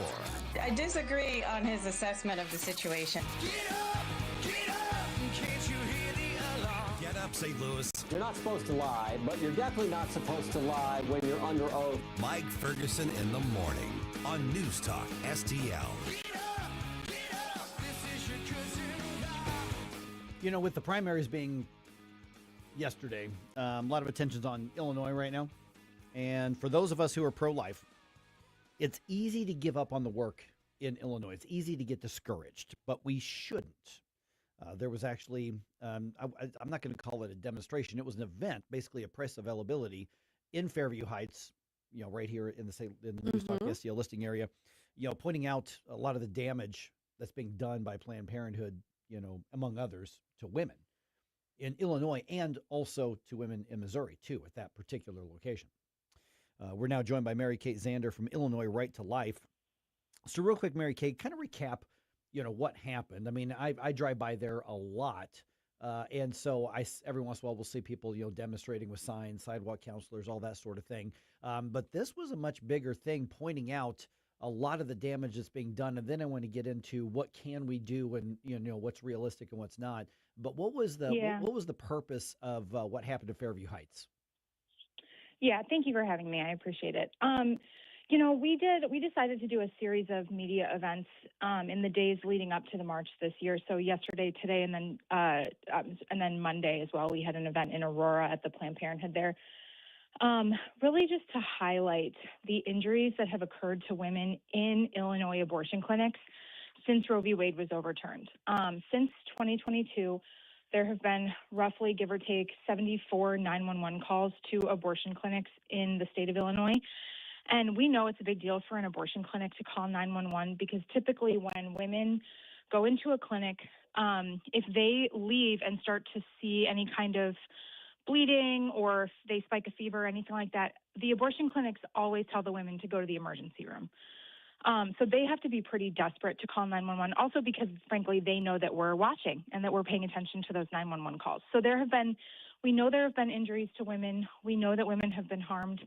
Unfortunately, the state gives us no transparency into those issues, so it's hard for us to address them at a legislative level, and that's why we wanted to draw attention and raise awareness of those incidents this week as we head into the march while our people are in Springfield. Okay, so with the number of 911 calls to the clinics themselves, that would then not include women who go home and then start having complications and have to call 911 or go to the hospital separately. That would not be applied to the clinics, even if they caused it, though, correct? That's exactly right. Yep. And we know, based on conversations that have been had with people who work in emergency rooms, specifically a conversation I had about a year ago with a woman who works in an emergency room on the Illinois-Indiana border. She said there has absolutely been a spike in the number of abortion-related injuries we've seen, so perforated uterus or hemorrhage as a result of an abortion, things like that. But they can't talk about that because of HIPAA or because of, just hospital policies. And we're not interested in individual women and going after them. We're interested in going after the industry, this industry that abuses women, that exploits them, and that is not looking out for their best interest. Good morning, Mary Kate. This is Susie Moore. Follow-up question on that. What do you attribute the uptick in these emergency incidents to? Is it just that because of the way the law is in Illinois, there just isn't enough regulation on these clinics? Yeah, I think it's a combination of things. I think that we've seen, because Illinois is now the number one abortion destination in the country, not even in just the Midwest anymore. We are now the top U.S. abortion destination. There has been such a significant increase in abortions just in general. And I think clinics are trying to keep up with that demand. And so there's that piece for sure. Lack of doctors who are interested in providing abortions because, frankly, any doctor who is serious about their craft knows that it takes a human life. So that's the first thing. But then absolutely what you just said, the lack of regulation, the lack of restrictions. Most abortion providers in the state that have ever been inspected have not been inspected since either the late 90s or the early 2000s. And that's as a result of law changes, licensing changes. So we have no idea what these clinics actually look like. I mean, we could have like a full-blown Gosnell situation, and we would never know because the state basically says we don't want to know. So that creates a problem as well. We're visiting with Mary Kate Zander from Illinois Right to Life. Okay, let's talk about what we can do. For instance, J.B. Pritzker at his victory party at the primary elections made, defense of abortion and being pro-abortion part of his speech, got big rounds of applause. And the Illinois legislature is pretty extreme pro-abortion. And so it's real easy to say, well, there's nothing we can do. But when we're talking about actually saving lives, there's the politics of it, and then there's the other aspect of it, pregnancy resource centers, things like that. What is it that is realistic that we can get done in Illinois when it comes to saving lives? What's the right first step, or at least the next step? Yeah, I tell everybody that you have to discern for yourself where you fit best in the movement. So there are people, for example, who like to come down to Springfield for the march and then go meet with their legislator once a year, and that's the best way for them to get involved. I was just with a woman last week who's been a sidewalk advocate in front of an abortion clinic in Downers Grove for about 20 years. And before that, she was in front of an abortion clinic down the street that's now closed. And those sidewalk advocates, they are absolutely crucial to doing everything we can to protect these women. She told me she is regularly making phone calls to the National Human Trafficking Hotline because of suspicious situations that they are witnessing in the parking lots of these abortion clinics. And if it's happening in Downers Grove, which is in, the heart of the state, we know that it's happening in these places like Fairview Heights and other clinics along the border. Carbondale is also a big one. So that's a really good example too. You have to personally discern where you fit in the movement, and there are so many opportunities for people to get involved. I always encourage people to just take that to prayer and ask God, where do I fit here? And I think that's the best thing we can do. Mary Kate, I know that you mentioned that these events that have been going on this week are kind of to lead up to the march. And I guess I take it the march is tomorrow. Can you tell us a little bit more about what that entails and, how that messaging gets to lawmakers? Yeah, absolutely. So we just started gathering in Springfield a few years ago. Before Roe v. Wade was overturned, we were gathering in Chicago. When we were gathering in Chicago in front of the federal building, we would see as many as 10,000 people a year. These are for sure the largest crowds that gather in the city for an activist event like this. But we rarely hear about that from the mainstream media. So we're working on building that crowd down in Springfield back up to that level. Right now, we get anywhere from 3,000 to 4,000 people the last few years. We're hoping to see that grow this year, and we continue to hope that will grow. But our number one action item for people is when you're done marching, we march in a circle around the Capitol complex. When you're done marching, go into the Capitol building and find a legislator. It's always the best to talk to your own legislator, but if you can't find your own, talk to a legislator. And we give them talking points. We make it really easy for you. We give you talking points that we text out to everybody in the crowd during the rally. And we tell people, these are the bills we're concerned about right now. Go have a conversation. And you'd be amazed at how not hard it is to break into that. I think people are intimidated by lobbying, but it really is that simple. Just a conversation. You can show them the talking points that we give you if that's the way that you want to do it.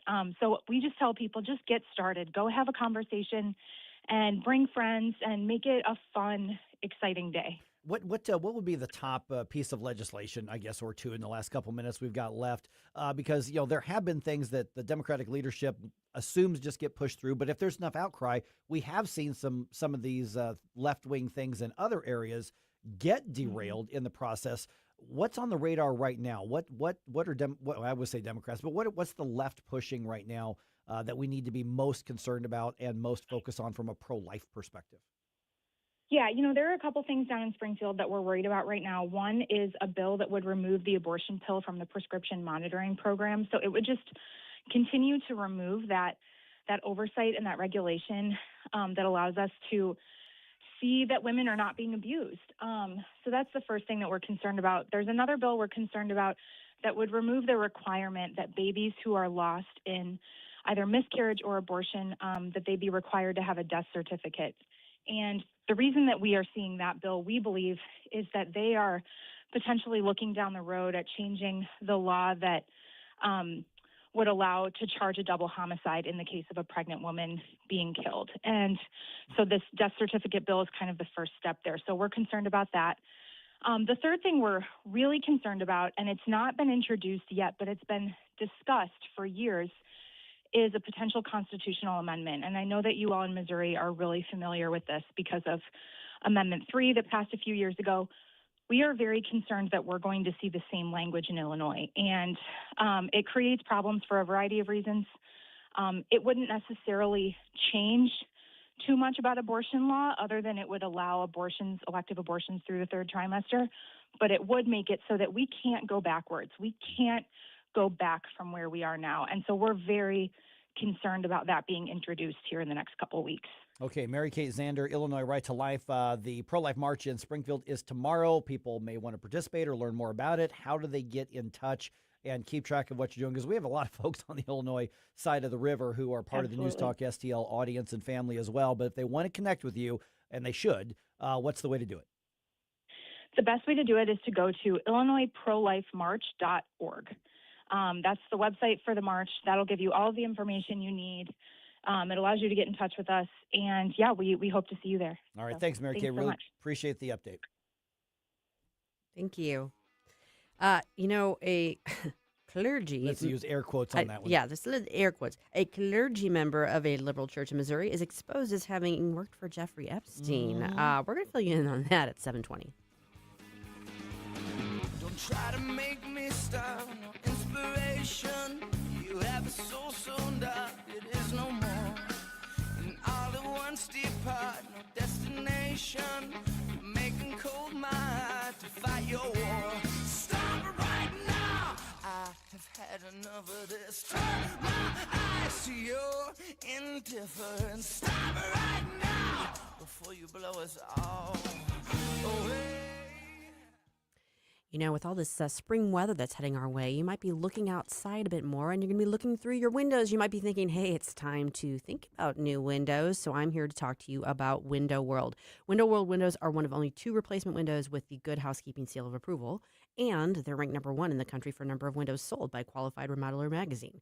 In just over 20 years in the business, they've improved the look and thermal efficiency of more than 80,000 homes in St. Louis. And the St. Louis location has been owned, operated, and managed by born and raised St. Louis residents for more than 23 years.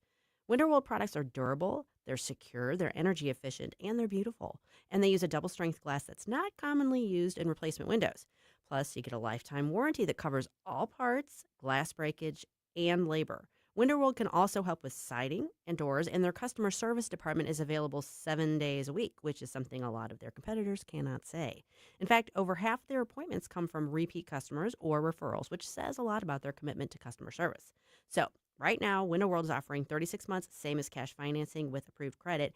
If you are looking at windows, if you're thinking about windows, you want to call for a free in-home estimate. It's 1-800-GET-WINDOWS or visit windowworldstlouis.com. Again, that's 1-800-GET-WINDOWS. Colombo and Company. The debate over the SAVE Act has hit the Senate floor. We'll get you the latest Wednesday and a preview of the second half of the Missouri legislative session with Rodney Boyd, plus Danny Define and closest cabinet. Live and local weekdays at 2 on News Talk STL. With all of the celebrations, anniversaries, and holidays coming up over the next few months, where are you going to go to get that special something for the special people in your life? Newsteaders Fine Jewelers, of course. Newsteaders Fine Jewelers found 24/7 at wowdiamonds.com. Tim Jones here to tell you all about Newsteaders Fine Jewelers. Richard Newsteader and his team serving our region since 1961 with awesome, honest jewelry solutions. They've got everything from diamonds to wedding engagement rings, hand-engraved items, pendants, earrings, and so much more. You can find them 24/7, wowdiamonds.com. That's Newsteaders Fine Jewelers, wowdiamonds.com. Want a hands-free light that does not strap to your head or held in your mouth? Meet Dex Finger Light at fingerlight.com. The Kryptonite ring fits any finger, pointing light exactly where you need it. Place decoys, handle gear, get close to roosted gobblers, fast, easy, stealthily. 3 light modes, waterproof, extremely durable. Developed by a father and son's Missouri team, Dex Finger Light is faster and easier than a headlamp. Use discount code TONY20 for 20% off at fingerlight.com. A Disney cruise is no ordinary vacation. It's an adventure, a fairy tale, a dream. Step aboard and discover where favorite Disney characters meet fun for the whole family, where total rest and relaxation meet the ultimate escape and excitement, where a dream vacation meets a magical cruise. Only on Disney Cruise Line, where magic meets the sea. Magic Expeditions will make planning your Disney cruise easy. Reach out at magicexpeditions.com. News Talk STL. Always streaming on your smart speaker, our mobile app, or newstalkstl.com.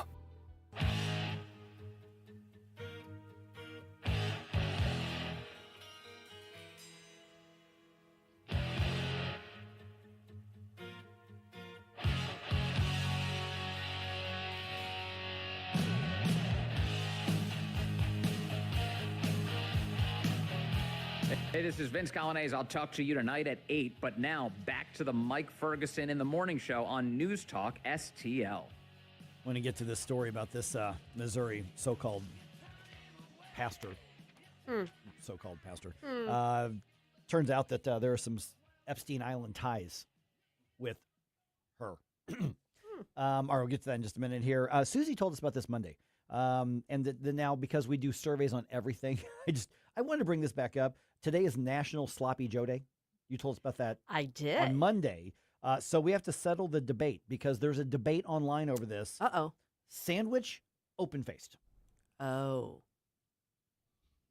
What is open face? Meaning that it's flat and the sloppy joe is just a big So it's topping almost on the like top. pizza. So like a fork. Each so like a sandwich without the top on it. Right. Okay. Or you just open it up and so. So you basically have both halves of it. Right. So it's still a full sandwich. You're just eating it instead of like this. As opposed to holding it and so now I actually came across like people are debating this. All right, around the room, which is better? Well, okay. I've got to explain something here. Yeah. Okay. I love burgers, which is the other similar type thing that you have on a bun, but unless I'm like traveling in the car, I don't eat my burgers on a bun. I take them off the bun and just eat them with a fork and knife, saving calories and just because the good parts of the middle hurt anyway.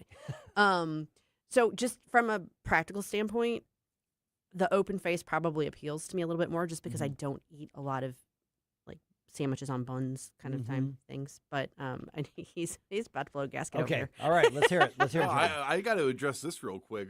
Why not just order a salad with some meat in it then? Why order a burger? You don't eat a salad with ground beef in it.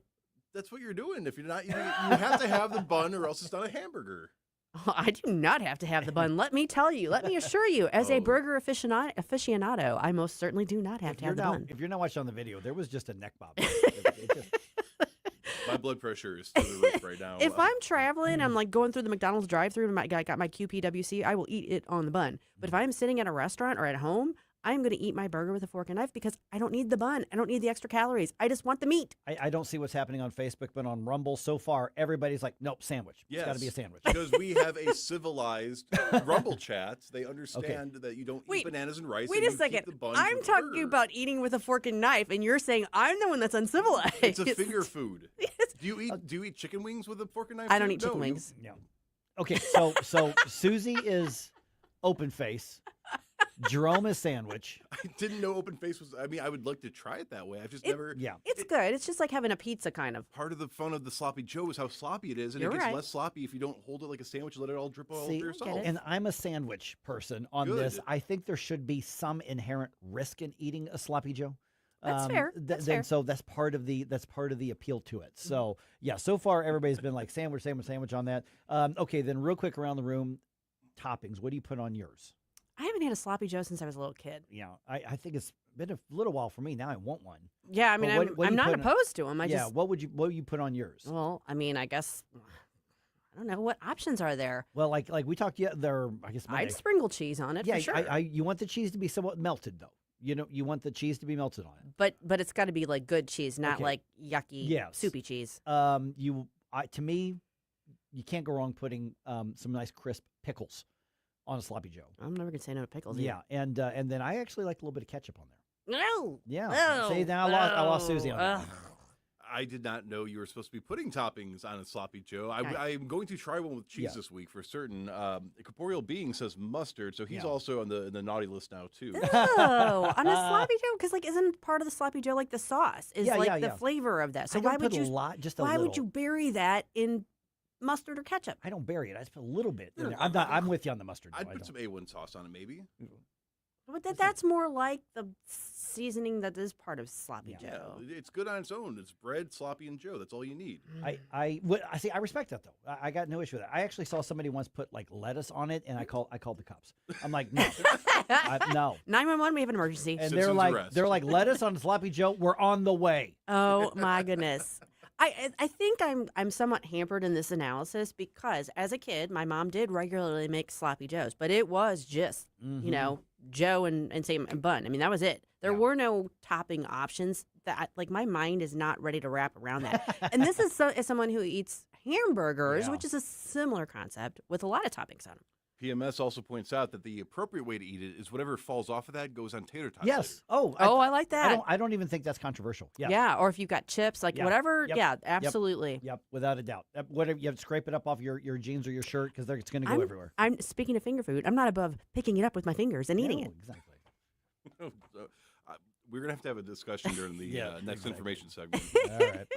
Oh goodness! All right, I love that what we're getting here on this. But so far the trend seems to be the sandwich approach. I'm the mutant. I get it. I get it. Yeah. Okay.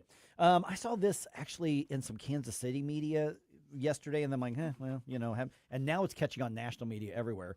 So there's I'm going to use air quotes here, pastor, member of the clergy of the United Methodist Church's Missouri Conference, which is one of the left wing. I mean, this is like the rainbow flag type of BLM. I'm familiar. Type of churches. So they have a so-called pastor over in Kansas City that it turns out didn't tell the truth about her resume. And not that long ago. It turns out that her name is Stephanie something or other. Where'd it go? Stephanie Remington, I think it is. She worked at Epstein Island. I didn't know there were workers there. I mean, I guess staff? Did like property management type stuff there. So she wasn't like involved in the stuff that was going on there, but she at one point was like an administrative assistant, and then was also worked as a property manager. We're talking about on the island itself, and this goes now before she was decided to go into the clergy. But then we're talking 2018 and 2019. Not that long ago. No, and her name was everywhere in the Epstein files. Oh. And so finally there were some calls or something, and this denomination was like, oh, we're getting some heat on this. And so they've suspended her temporarily while they investigate. But if you go into the clergy, now I'll just say it and probably piss somebody off, but the left wing and the left, and I'm talking theologically left, which is what these are, not the conservative, not the orthodox, but the more what they call progressive ones. They don't have really a standard of ethics. They don't really have that and a culture of it. That's why they ended up on the left there. So so somebody you would think would probably go, well, as long as I don't tell. I wasn't involved in the actual crimes and stuff. But she didn't bother to tell them, by the way, that convicted sex trafficker that everybody's worked up about, I actually knew the guy and took a paycheck from him, and the denomination says they didn't know about it. Right. And that's not necessarily something that would come up, just spring up on a background check necessarily. But right. But on your resume and your application and the vetting process, and they're going, we didn't know, know. I guess I have of two minds on this. Number one, I mean, if she is not in any way implicated criminally in anything. She is not. She has a right to have a job. No, she has a right to pursue employment. Absolutely. And, in whatever field that, she's passionate about or whatever. But she does need to be upfront about this association just because of the sensitivity of it. And, that shouldn't prohibit a church from saying, okay, well, if if you're the right fit and this is not something that you participated in or whatever, we're fine with having you on. But you've got to be upfront about that. You've got to be honest about it. Now, I've got some significant theological differences with, her being in the clergy to start with, but I'm not a member of the church, so I don't have a say in it, Right. And I don't care to. But the idea that I'm going to go into the clergy while hiding something like that or not being forthcoming about something like that, maybe that's more accurate to say. Well, that's the whole problem right there because you're not being honest. Right. Okay, well, that's a foundational principle. That's a discernment issue. Exactly. Yes. Her defense is also a little peculiar to me. So she says, I never saw anything. Okay, that's fair, even though the island, Did she work blindfolded? It's unlikely, but okay. But then goes on to say, I knew him for the last 9 months of his life. Again, fair. This was 2 months before his arrest, the second time. Well after he served time for the things he was accused of doing. So convicted would be another word. Yeah. So instead of saying he was convicted of what he was convicted of, which there's a huge issue with the way that trial proceeded in the first place, but it sounds like you're downplaying the actual severity of what was going on because. Well, and that overlooks the fact that he was at the time facing federal charges for additional crimes. So she's talking about the stuff from before, like 2008, 2009. But at this time that she would have known him, he was under federal indictment. Right. And having already served time. Yeah. Yeah. after being convicted. Or, well, I guess did they arrest him once they indicted him? Maybe he wasn't under indictment yet. Yeah, but he'd already, so none of that came up in the process. It seemed like she's being truthful, and I have a problem with that. Yeah, and then again, and this isn't, listen, left-wing progressive churches are not the only ones with problems when it comes to the sex abuse stuff. Sure. Now, she's not accused of anything like that. She was an employee and a staffer there, but it shows you her judgment and her ethics by not saying heads up on something. Yeah. Another reason, you see one of those so-called churches and they've got the BLM and the rainbow flags and the trans, run as far away from those as you possibly can. Well, apparently some area politicians also did not get the message. We are not in the mood for tax increases. At 7:35, we'll fill you in on another push for a tax hike. Yeah.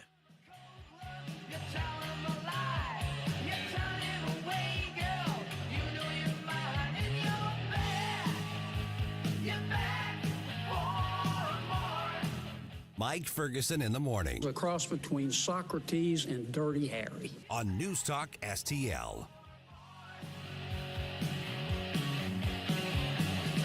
From the Michaels Flooring Outlet Weather Center. I'm meteorologist Shane Scotch with your first alert forecast. We're tracking highs towards the mid-60s this afternoon as winds change from the south to the west by the late afternoon hours. Looking at mostly sunny skies, that warm-up continues throughout the rest of the week into Saturday. Highs towards the mid to upper 70s Thursday and Friday. By Saturday, 83 degrees, mostly sunny skies. A little bit of a cool down into Sunday, highs towards the lower 70s. Then next week, starting off towards the mid to lower 50s from Monday on. From the First Alert 4 Weather Center, I'm meteorologist Shane Scotch. Your business moves fast. PRI Global keeps it moving smarter for almost 30 years, delivering top tech talent to help companies grow stronger, custom applications, simplifying your operations, securing your data, modernizing your business from the cloud up. And with Prismatic, you're going to get real-time insights, automated workflows, people, process, platform. PRI Global delivers all three. PRIGlobal.com. Larry Connor's Commentary, brought to you by Vincent's Jewelers, offering a wide selection of jewelry, including lab-grown diamonds, affordable earrings, bracelets, necklaces, and rings, up to 75% off their natural counterparts. Visit VincentsJewelers.com. This is Larry Connor's Commentary on News Talk STL. New York City Mayor Mondami has some good news for New Yorkers. Now that he's in office, he's realizing New York City is truly in a fiscal mess. But wait, he's got a plan to help citizens have more money. The current $17 minimum wage will be raised to $30. Great news. It won't happen overnight, but by 2030, all public employees should be getting $30 an hour. What's your question? How much will $30 be worth in 2030? You're such a party pooper. In fact, you're just like a financial analyst who said you don't make a place more affordable by making workers earn more. In fact, if they're going to be earning more, you can bet the prices will go up. And he added, when these champagne socialists, his words, champagne socialists earn more, everything they're buying will cost more. Mondami insists living in the world's richest city, minimum wage should not mean living in poverty. So he's pushing 30 for 30, $30 by 2030. Great news? Huh. Either way, it's in the junk pile of socialist ideas. Get more Larry Connors on Larry Connors USA. Tonight at 6 on News Talk STL. You can feel the Clydesdales circling the field. Hear the stands come alive. Smell the hot dogs, the popcorn, and cold beer in the air. See the crowd rise as the first pitch hits the glove. And just like that, a new season begins. The countdown is on until opening day, and tickets start at just $49. Don't miss St. Louis's favorite holiday. Get your tickets at cardinals.com/opening day. Hot matchup, colder drinks, only at Busch Stadium when the Cardinals host the Tampa Bay Rays on Sunday, March 29th. Fans will take home a stainless steel Cardinals tumbler presented by Coca-Cola and Quick Trip. Designed to lock in the cold and show off your Cardinals pride, it's the perfect companion for 9 innings and beyond. A practical addition to any Cardinals collection that'll keep you cool all game long. Tickets are available at cardinals.com/promotions. This is Nolan Gorman. Get your tickets now at cardinals.com. Ever feel like just a number in a waiting room? Hi, I'm Shannon Tribune, Director of Operations with Body of Health Direct Primary Care. Navigating the medical system can be a maze of stress. I'm your personal guide at Body of Health. I handle the messy parts of medical care, the logistics and complex coordination, both in and outside our walls, so you and Dr. Tobler, that's my dad, can focus on what matters most, your health. At Body of Health, you're not just a patient, you're part of the family, because that's healthcare the way it ought to be. To learn more, schedule a discovery call at bodyofhealth.com. We talk about race relations. This conversation has completely made me crazy. This is complete insanity. And I'm sick and tired of it. 101.9 and 94.1. I find it to be a conversation starter. News Talk STL.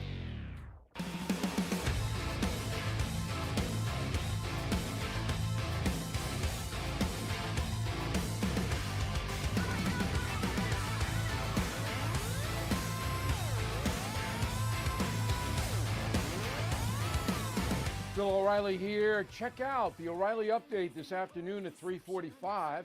Right now, it's back to Mike Ferguson in the morning on News Talk STL. All right, what part of no do some St. Louis County Council members not understand?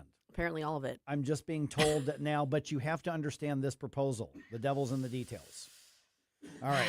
While other counties are voting on limiting and even eliminating taxes, St. Louis County voters are going to deal with the tax increase proposal this year. And I just got new information about that literally 3 minutes ago.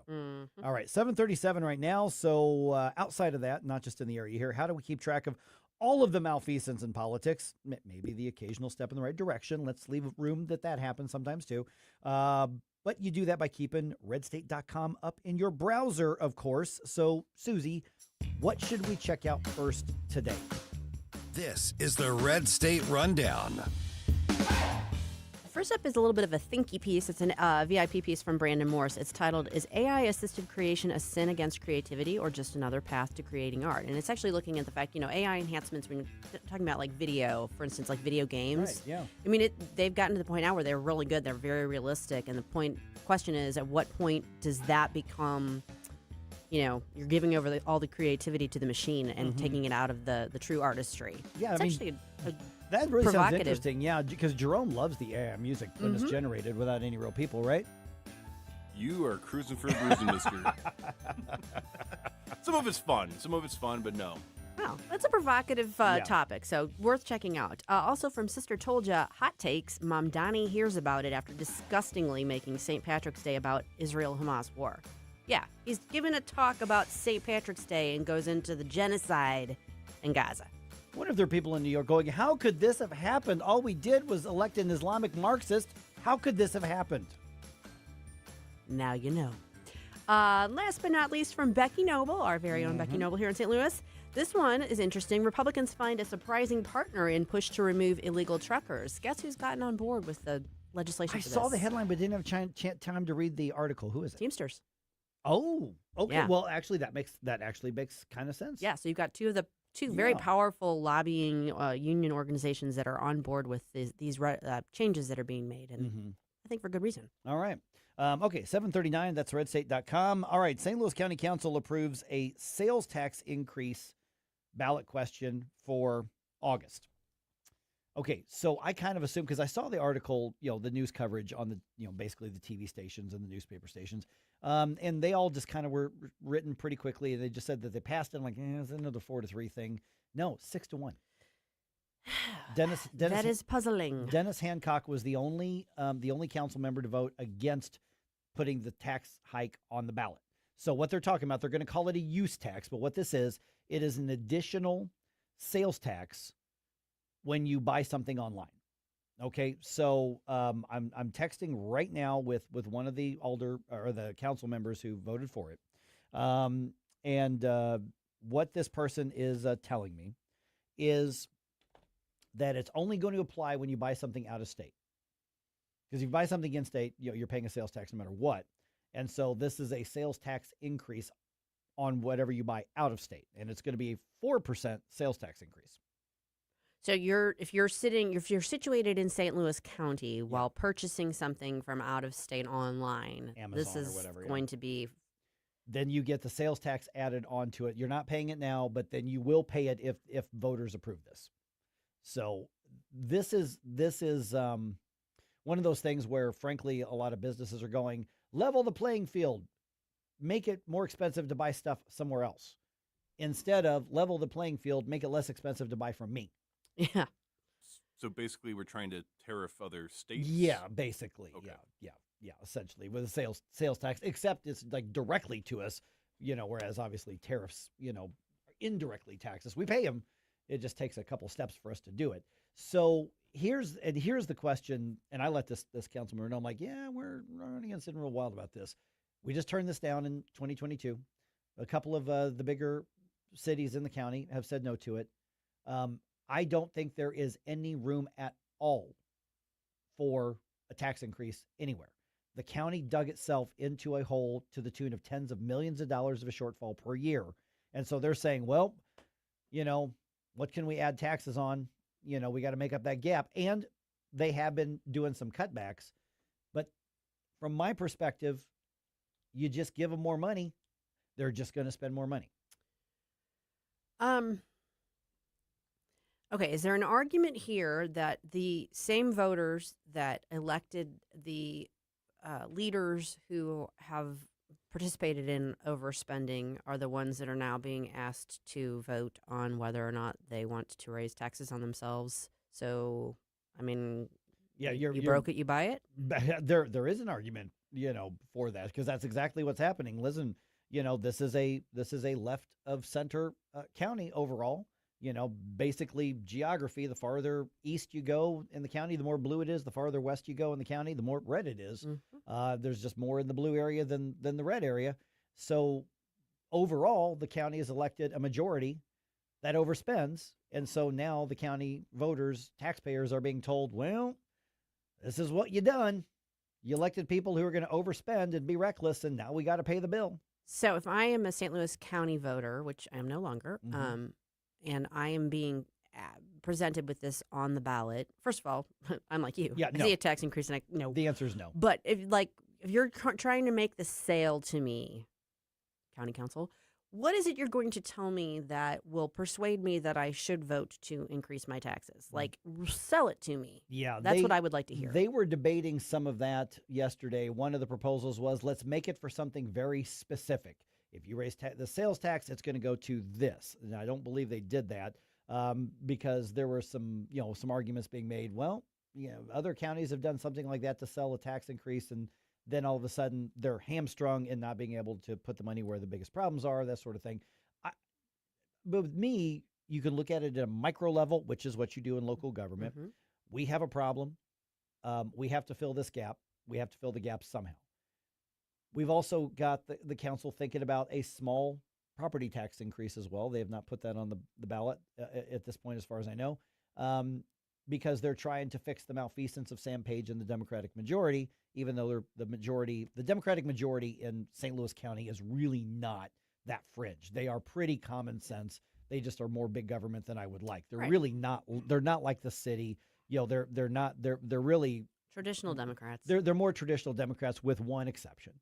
And so my take on this is there is zero room anywhere for a tax increase on anything. I don't care what it's for. And 4% sales tax increase, because we do the majority of our purchasing now, we're going to get to this in a couple minutes, we do it online. This is how we do business now. And so I don't think it's the government's job to say, well, you buy it from here because it's not local, we're going to tax it more than what you're paying right now. How about to make up for our overspending? Right, to make up for our overspending and to say, the economy's changing. We just have to find a way to extract more money. I was just told here to say, well, it's still less than if you were to buy it at like a store. The sales tax on the out-of-state purchase is less than the sales tax there. We're not paying it now, and we're being told you have to start paying it if you vote yes on this. There is zero excuses right now to raise a single tax on anything. Now, I'm open to the argument that trade this tax for that tax. I'm open to that. Mm-hmm. But this is not trading anything. This is just, you're not paying this tax now. We want more money. Please tax yourself more so we can have more money. To overspend. That we've been overspending. And come back and ask for more. Dennis Hancock's going to be on the show tomorrow with us. Be ready, Dennis. Yeah, well, he was the lone vote against it. Oh, I know, but So- we're going to have some questions. Yeah, we've got a lot of questions. He's going to be here on to this. answer them. So Yeah, you got some thoughts on that? Let us know. I'm actually really surprised that it was a 6-1 vote. I am too, because if it was going to pass anyway with the Democrats, I don't understand. I mean, I'm sure that there are reasons, but I don't understand them intuitively. Yeah. So we'll have that conversation tomorrow as well here. Yeah. Well, in the meantime, let's think of something a little bit more pleasant. Okay. Like bump music, right? Yes. Bump music is happy occasion, happy thoughts. If you've got some good bump music that you're wanting to hear on Flashback Friday, you need to let us know what that is. So get your requests in to Jerome. Jerome at NewsTalkSTL.com. Tim Jones here to introduce you to your new favorite roofing company, Corel Roofing. There were 4 major storms last year. Did your roof take a hit? Do you even know? Most homeowner insurance policies require claims to be filed within 1 year, so time's running out for a closer look. At Corel Roofing Company, you get a local roofing specialist who will advocate for you every step of the way. Give yourself peace of mind. Schedule your roof inspection today with Corel Roofing at CorelRoofingCo.com. That's CorelRoofingCo.com. Jeffco Patriot Radio. Hey guys, Billy Crow here from Jeffco Patriot Radio. As we follow the important issues facing Jefferson County, if you want to stay informed on Jeffco politics, especially in this all-important midterm election year, make sure to tune in this and every Sunday at high noon here on News Talk STL. Jeffco Patriot Radio. If it's a big story in Jefferson County, you'll hear about it on Jeffco Patriot Radio. Sundays at noon on News Talk STL. I've got Dr. Michael Lewis here, West Point graduate, physician, and retired Army colonel, is considered the world's leading expert on the use of omega-3s for traumatic brain injury and concussions. Stuart Tomp brings over 30 years of experience in the supplement industry, brought $1 billion of products to the market, and has appeared in over 6,000 media interviews worldwide, and travels internationally and teaches on health. Stuart Tomk here, and I've come across the biggest breakthrough in personalized nutrition I've seen in 25 years. Dr. Lewis here. You know, for the first time, we can measure cellular and gut health. So you can start testing and stop guessing and make decisions based on real data. I'm working with world-class scientists and physicians, and what they're doing is changing everything. You can message me at elizabeth@statmedicalllc.com. That is Elizabeth at statmedicalllc.com.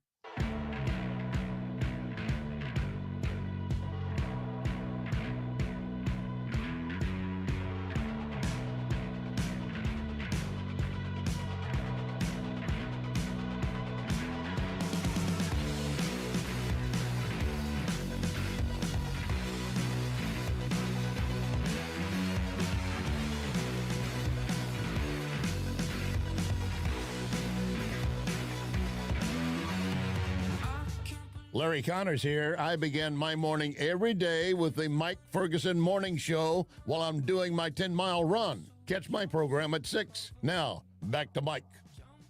Okay, I want to follow up that discussion we just had with the online sales tax hike that St. Louis County voters are going to be dealing with in August. It's showing that we have changed how we manage our personal business, how we shop, how we buy stuff. Mm-hmm. I saw this thing that was really interesting in the Wall Street Journal. Okay. The article, America now has more spas and gyms than stores selling actual stuff.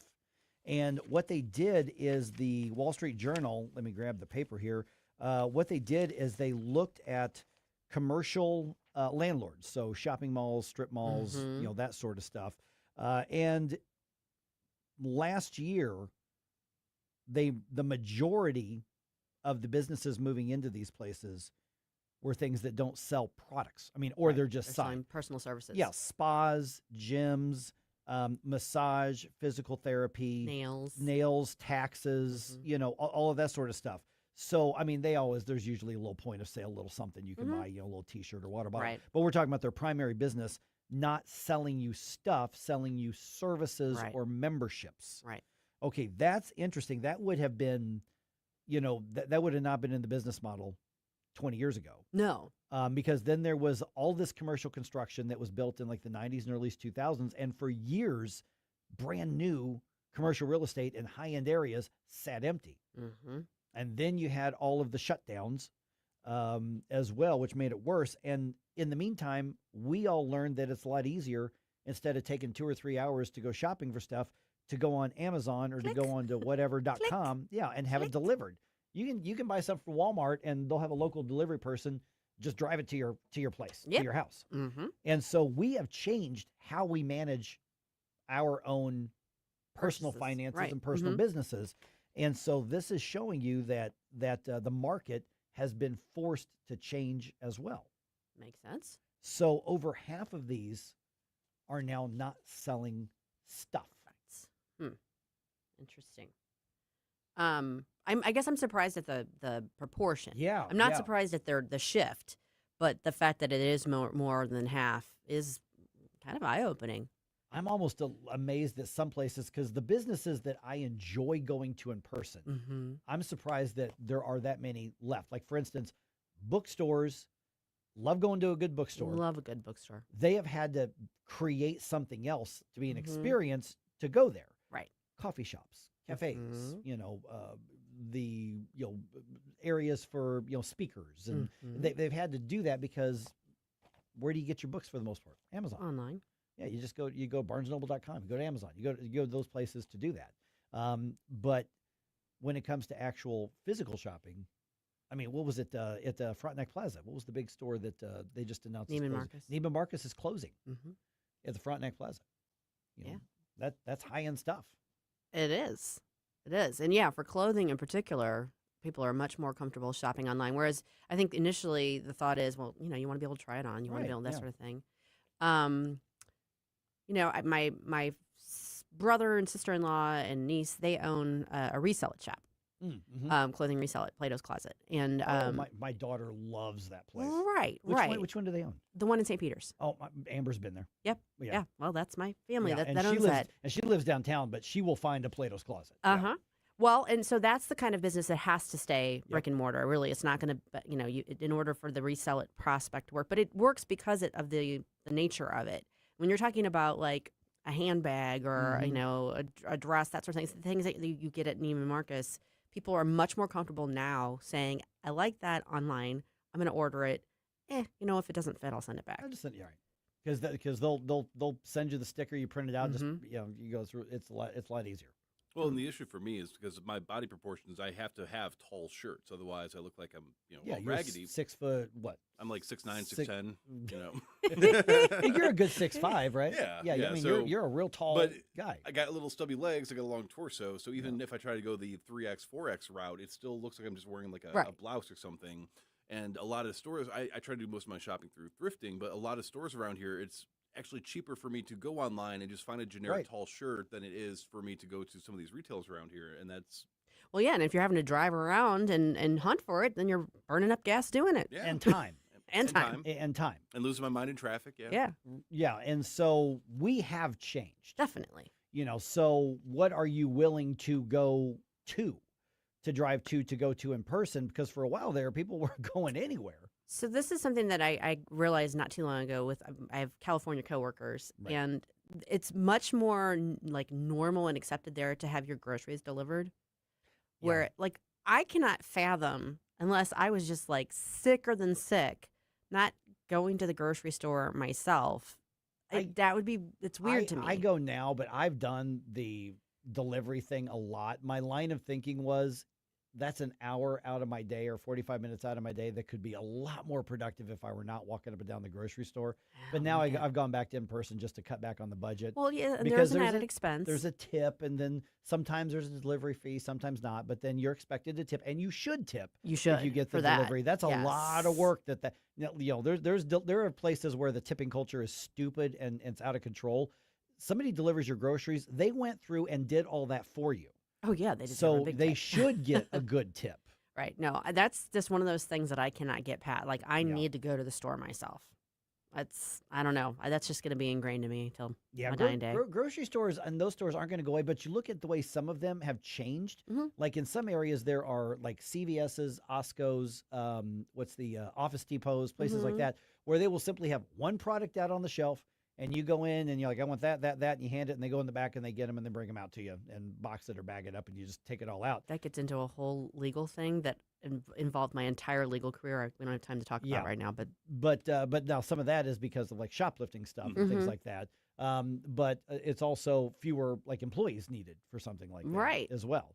And matter of fact, 805, we're going to talk about AI displacing people in a lot of different fields as well here. But I was just shocked at that same proportion. Yeah, like the majority really is mind-boggling. The majority of the new business placements in the most common business area in the country is now something that doesn't actually sell a thing.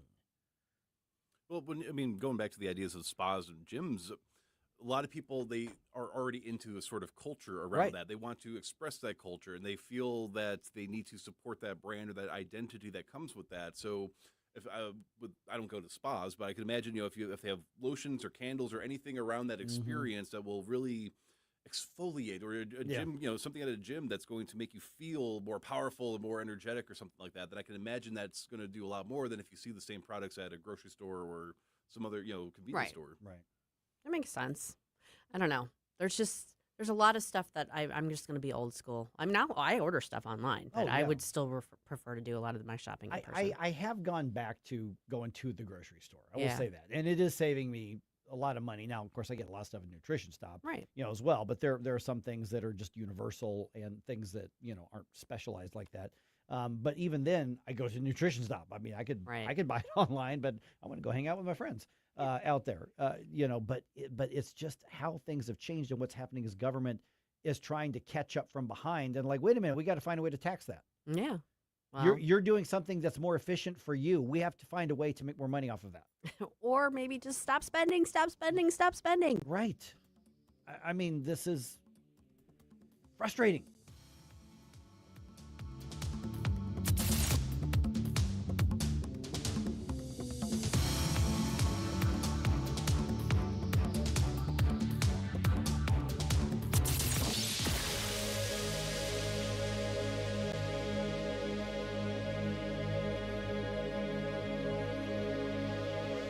Hey, Columbo here for Rockwood Charcoal. Rockwood is made from 100% pure Missouri oak and hickory, so you're cooking with the best and supporting local industry and a local business all at once. There's over 100 area Rockwood retailers. Find yours at rockwoodcharcoal.com. Concerned about the condition of your windows driving up your energy bills?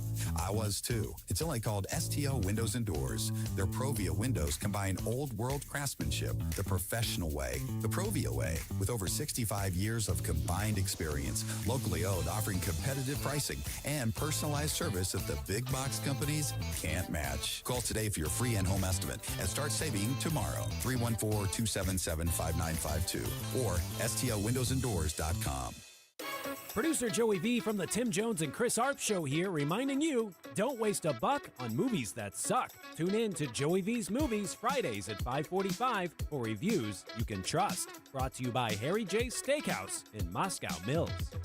If you turned 65 recently like me, it's important you find a Medicare Advantage plan that gives you the coverage you're looking for. But finding one can be difficult. The best thing I did, and I suggest you do the same, is call a licensed insurance agent and let them walk you through your Medicare Advantage plan options. There are so many benefits you have access to, so make the call now and let the representatives explain everything to you. Our licensed insurance agents can offer you a variety of Medicare Advantage plans. Plus, the call is free, the information is free, and there's no obligation to enroll. We're here to make it easy for you to select a Medicare Advantage plan that may work for your needs. Finding a Medicare Advantage plan can be easy if you do what I did. Make a quick call right now to learn more. Thank you. 800-439-7851. 800-439-7851. 800-439-7851. That's 800-439-7851. KLGY HD3 Clayton, K270BW Bellefonte, KNBS Bowling Green. This is News Talk STL at 1019, 94.1, and always streaming at NewsTalkSTL.com. Breaking news this hour from Town Hall. Amit Thomason. Iranian state media is reporting an attack on facilities linked to its offshore South Pars natural gas field. Not clear whether Israel or the U.S. carried out the attack. President Trump says NATO making a very foolish mistake. He's not happy with the allies who refused to help the U.S. secure oil shipments through the Strait of Hormuz, where Iranian tankers have been moving through. About 90 ships, including oil tankers, have crossed the Strait of Hormuz since the beginning of the war with Iran. Maritime and trade data platforms report it's still exporting millions of barrels of oil at a time, when it says it closed the key waterway for vessels of the U.S. and its allies. And analysts say Iranian oil export volumes remain resilient in the strait, as so-called dark transits, evading Western sanctions that likely have ties with Iran. More recently, vessels with ties to India and Pakistan have also successfully crossed the strait. I'm Charles Dillon. Another senior Iranian official has been taken out by Israel. Iran's intelligence minister, the third high-ranking Iranian official to be killed in 2 days. Senate Republicans pushing ahead to advance an election integrity bill. The Save America Act includes a couple of key components, which is citizenship to be able to register to vote in this country. And the second component is that you actually have to show an ID to vote in this country. We think those are both things that are overwhelmingly popular all across this country, no matter what your political party is. Senate Republican leader John Thune. Wholesale inflation staged a comeback last month. Producer prices up 3.4%, the biggest jump in a year. And on Wall Street, Dow futures down 167. More on these stories at townhall.com. The following is a real-life story from Trinity Debt Management. I had a lot of credit card debt, and it stressed me out. But what I thought was a solution turned out to be a problem. I kept hearing ads about debt settlement that seemed too good to be true. And actually, it was. When I called, they told me to stop paying my bills. That didn't sound right to me at all, so I hung up. Later, I found out that debt settlement is bad, real bad. Then I learned that there is a right way to pay off your credit cards. It's called a debt management program from the great team at Trinity. Trinity had a plan. In the end, I paid off my bills, I saved thousands, and I even improved my credit score. If credit card debt has you down, call Trinity at 1-800-990-6976. My name is Heather. Please forget debt settlement and remember Trinity Debt Management. 1-800-990-6976. From the Michaels Flooring Outlet Weather Center. I'm meteorologist Chance Koch with your first alert forecast. We're tracking highs towards mid-60s this afternoon as winds change from the south to the west by the late afternoon hours. Looking at mostly sunny skies, that warm-up continues throughout the rest of the week into Saturday. Highs towards the mid to upper 70s Thursday and Friday. By Saturday, 83 degrees, mostly sunny skies. A little bit of a cool down into Sunday, highs towards the lower 70s. Then next week, starting off towards the mid to lower 50s from Monday on. From the First Alert 4 Weather Center, I'm meteorologist Chance Koch. This hour of News Talk STL is brought to you by Stifel, serving investors for over 130 years. Contact your Stifel financial advisor at stifel.com. That's STIFEL.com. Hi, I'm Dr. Alan Link, owner of the Dental Link. You've heard ads about teeth in a day, but did you know that you will be chewing on plastic, acrylic teeth? Here at the Dental Link, we can give you porcelain crown and bridge teeth utilizing mini dental implants that function much more like real teeth at about half the cost. Plus, mini dental implants are less invasive, less painful, and your recovery time is much shorter. Give us a call at 314-794-6464 or simply visit us today at thedentallink.com. License number GL250000615. We've seen all kinds of clogs, so remember the rule. Only flush 3 things. Number 1, number 2, and toilet paper. What about my dinosaurs? No. My monster truck? Nope. What about... If it's not the big 3, don't flush it. But if someone does flush a dinosaur... Call Grasser. We clear the clog and get things moving again. Green is always Grasser at GrasserHomeservices.com. Mike Ferguson. Big guy, one of the biggest in the world. Susie Moore. Do you think he's ready? He's not ready. Can't you hear the alarm? Get up, St. Louis. I have a feeling that by the end of this evening, I'm going to be blamed for everything. Mike Ferguson in the morning on News Talk STL. All right, we just discussed, the changing economy, right? How our shopping, how our personal business have changed, but other changes are affecting actual jobs, but this is part of the evolution of anything in the economy, right? In some parts of the economy, there aren't as many jobs out there, and it's because of AI. And so obviously, if you're affected by that, then it's really a scary, tragic thing, and AIs have a negative impact on you. If you're an entrepreneur or you're a business owner, and especially a small business owner, and you've got the ability to use that AI to provide that product or that service in a far more efficient way, you can compete better. So why would you not use the technology out there? Okay, so there's a new campaign that has been launched, and it's called the Alliance for Secure AI. And so they've recently launched a website and the campaign called jobloss.ai, and it is to track AI-related job losses. And the director or the CEO of this Alliance for Secure AI joins us right now. His name is Brendan Steinhauser. And Brendan, thanks for being on the program here. So let me start with the basics, because I've got a lot of questions just as far as the evolving economy and the way we should look at the displacement and the creative destruction and all that sort of stuff that goes on in all these economic terms. But what is it that is important about the tracking of the jobs? I mean, do we track job losses that are resulting from other technology, from like robotics or automation or anything like that? Or is this specifically for AI-related changes in job losses? Yeah, good morning. It's good to be with you. The focus for us is on AI-related job losses, although I think clearly, other technology-based job losses, certainly robotics is going to be part of that. So we will probably look at integrating some of those things as well, because I do think that in time, robotics in particular is going to hit blue-collar workers, manufacturing in this country, and obviously around the world eventually. But right now what we're seeing is more, AI job losses related to white-collar work. Hiring freezes are also happening, I should add, as well.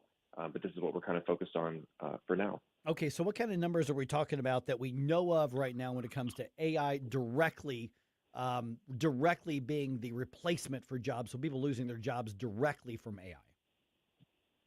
Yeah, the team has put together this tool, jobloss.ai, and we've seen just under 70,000 jobs in the U.S.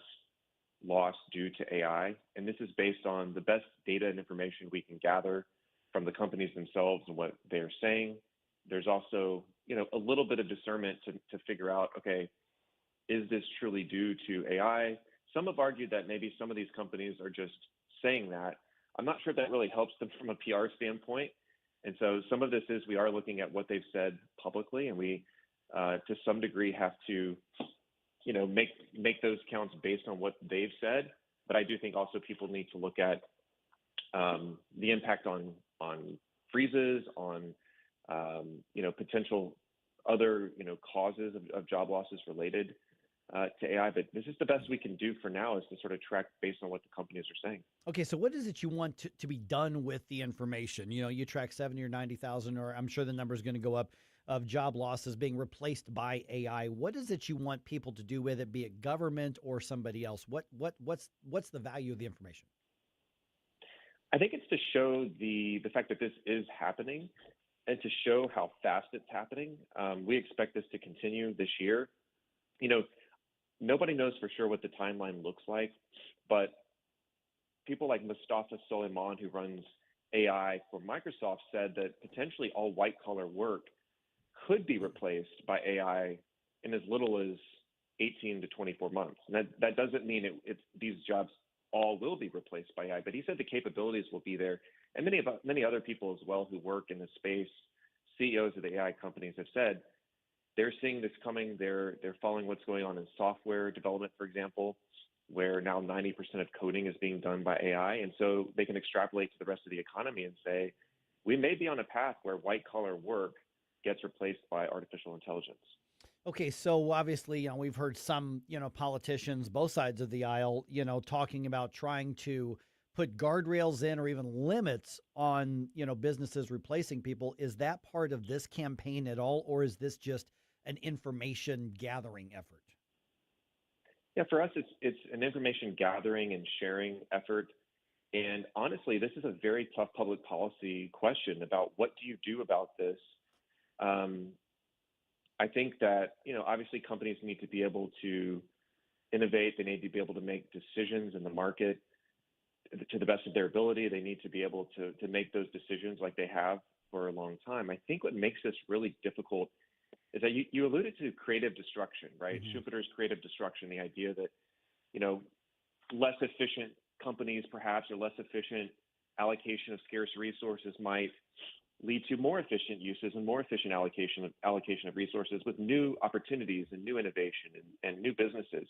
And I think that's been true for, the last couple of 100 years, going back to the Industrial Revolution. But I think what makes this different with AI and robotics is that what we are seeing is the potential for complete replacement of workers by technology, that people that used to try a different industry or do something new won't have that opportunity, because essentially all blue collar and white collar jobs could be replaced by AI and robotics within the next few years. And generally, historically speaking, and Brendan, tell me if there's a different situation right now. We're visiting with Brendan Steinhauser from the Alliance for Secure AI. Is that when those changes happened and when jobs were eliminated, and you could go back, like people would talk about the light bulb and the candle maker. People talk about, the manufacturing, lines versus, the way it was done before. There's always in the economy that void is created an opening somewhere else. As in, okay, these workers are displaced here, but there's going to be an opportunity somewhere else. Is there somewhere else that we can see right now? Or is there hope that there could be something else created? Because we don't obviously always see right at the moment how the full impact of the change is going to be. Yeah, it's a great question. And I think that's what we're all struggling with is, you can't predict exactly what will happen. You can't predict necessarily the new opportunities. But I think the trend lines that we see are that this is happening very fast, that we are on the path to either total replacement of human beings by machines, or perhaps it's 80% or 70% of the population. So there might be some people that have jobs or even have new jobs that are created in terms of managing AI.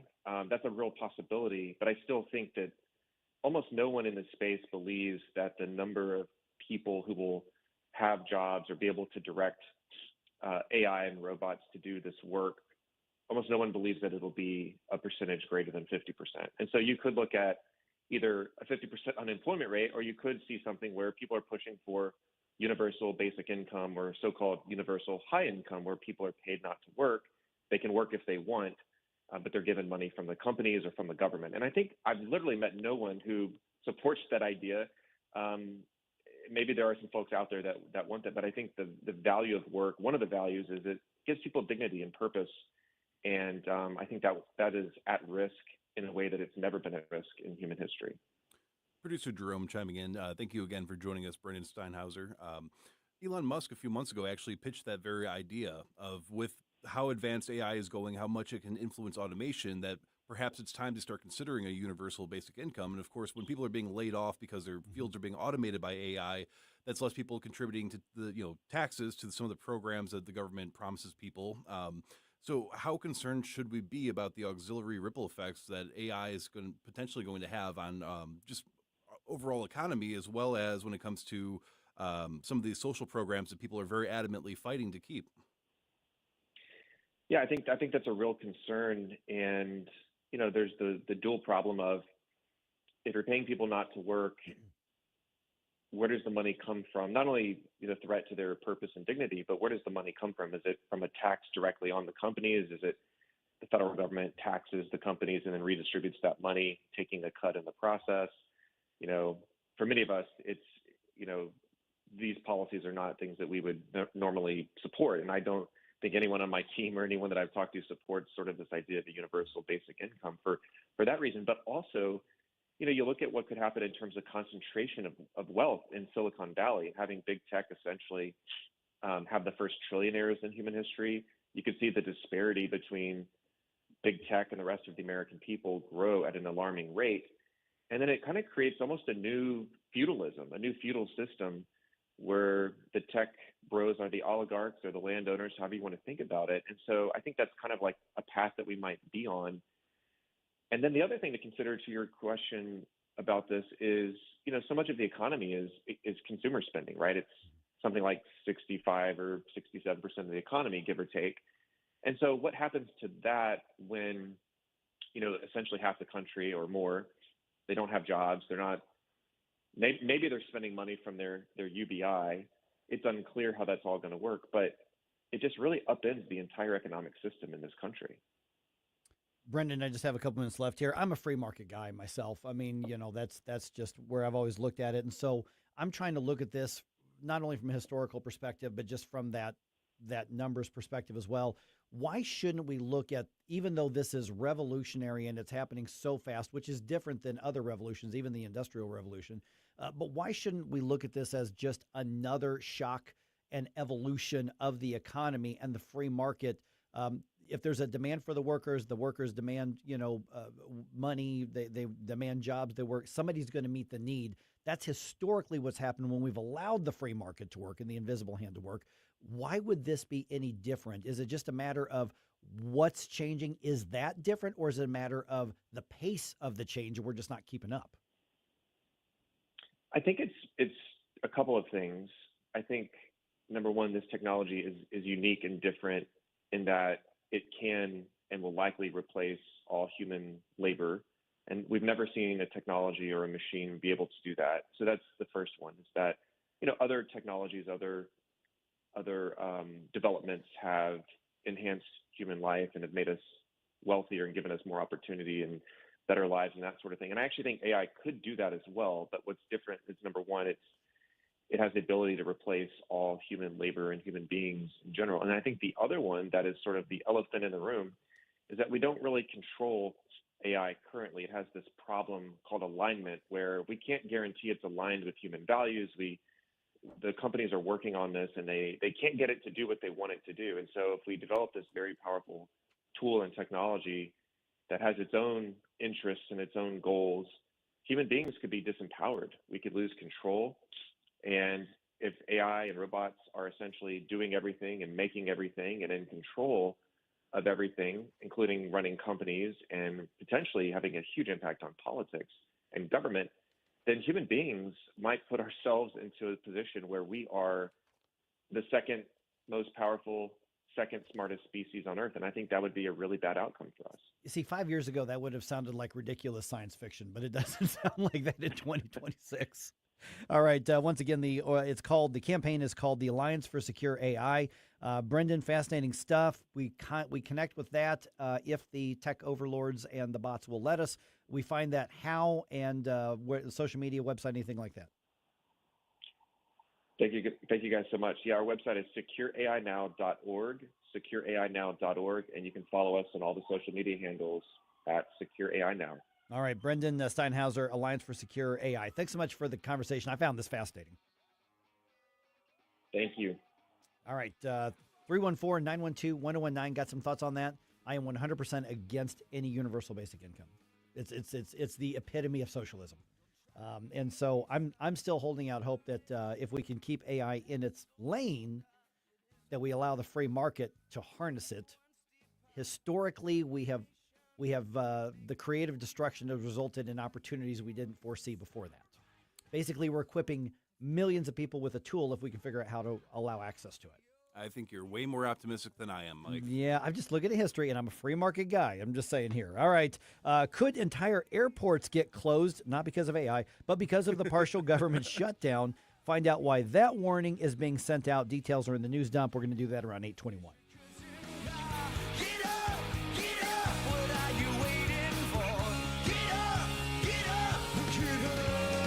Well, there you go again, listening to Mike Ferguson in the morning on News Talk STL.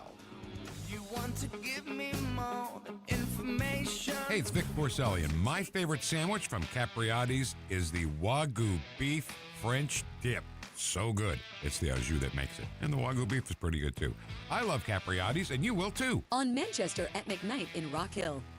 Baseball in St. Louis. This weekend on JC's Wayback Machine, we celebrate opening day. I was born a Cardinal fan. You'll hear from all the biggest names. Mike McGuire and Sammy Sosa. Throughout the rich Cardinal baseball history. P.S. The Mets are pond scum. You're forgetting the beer. There's only one place to hear it. It's opening day. We are going to Game 7. What's the score, badass? JC's opening day edition of the Wayback Machine, Saturday, 6 till 9. 1 in 4 women will have an abortion before the age of 45 in this country. That's the tragedy we must work to stop. Mike Ferguson from The Morning Show here, and that is why Reach Reproductive Health is here, to empower parents to save the lives of innocent children and to see these families come to Christ. And you can be a part of saving and changing lives. So pray and visit outreachforlife.org to learn more, volunteer, and donate. That's outreachforlife.org. Sometimes it seems all lawmakers do is tax and spend. That's why Missouri voters passed the Hancock Amendment in 1980 to place a limit on what the government can do with your money. But the Hancock Amendment is outdated. It hasn't provided a taxpayer refund since 1999 and probably won't without reform. That's why Missouri needs a taxpayer Bill of Rights. Colorado has one, and taxpayers there have received more than $8 billion in refunds. It's simple. There should be limits on government spending and refunds when there's a surplus in the state budget. A taxpayer Bill of Rights constitutional amendment would help limit the growth of government. Missouri's budget has nearly doubled in the past 5 years, yet the state lags far behind states like Colorado in economic growth. The Hancock Amendment was supposed to protect taxpayers. Now it's time for an update and a taxpayer Bill of Rights. After all, it's your money. Learn more at showmeinstitute.org. The Show Me Minute has been brought to you by Show Me Institute and Show Me Opportunity. News, analysis, opinion. It almost seems common sense, but, alas, common sense isn't so common these days. News Talk STL.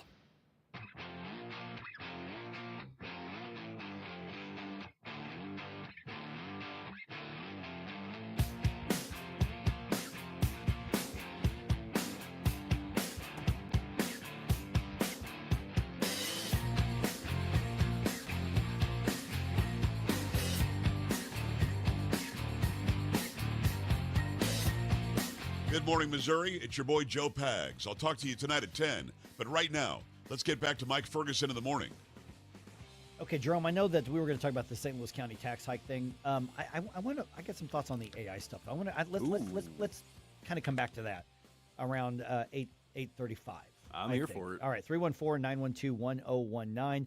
All right, if it's not going to pass, should Republicans fight for the election reform bill anyway? President says yes. And John Thune is like, what do I do? Okay. St. Louis County voters are going to face another tax increase vote this year. I'll tell you about that. The World Baseball Classic Championship, the entire tournament comes down to the final inning of last night's championship game. 8:23 right now. Let's go ahead and do another news dump. Successful dump.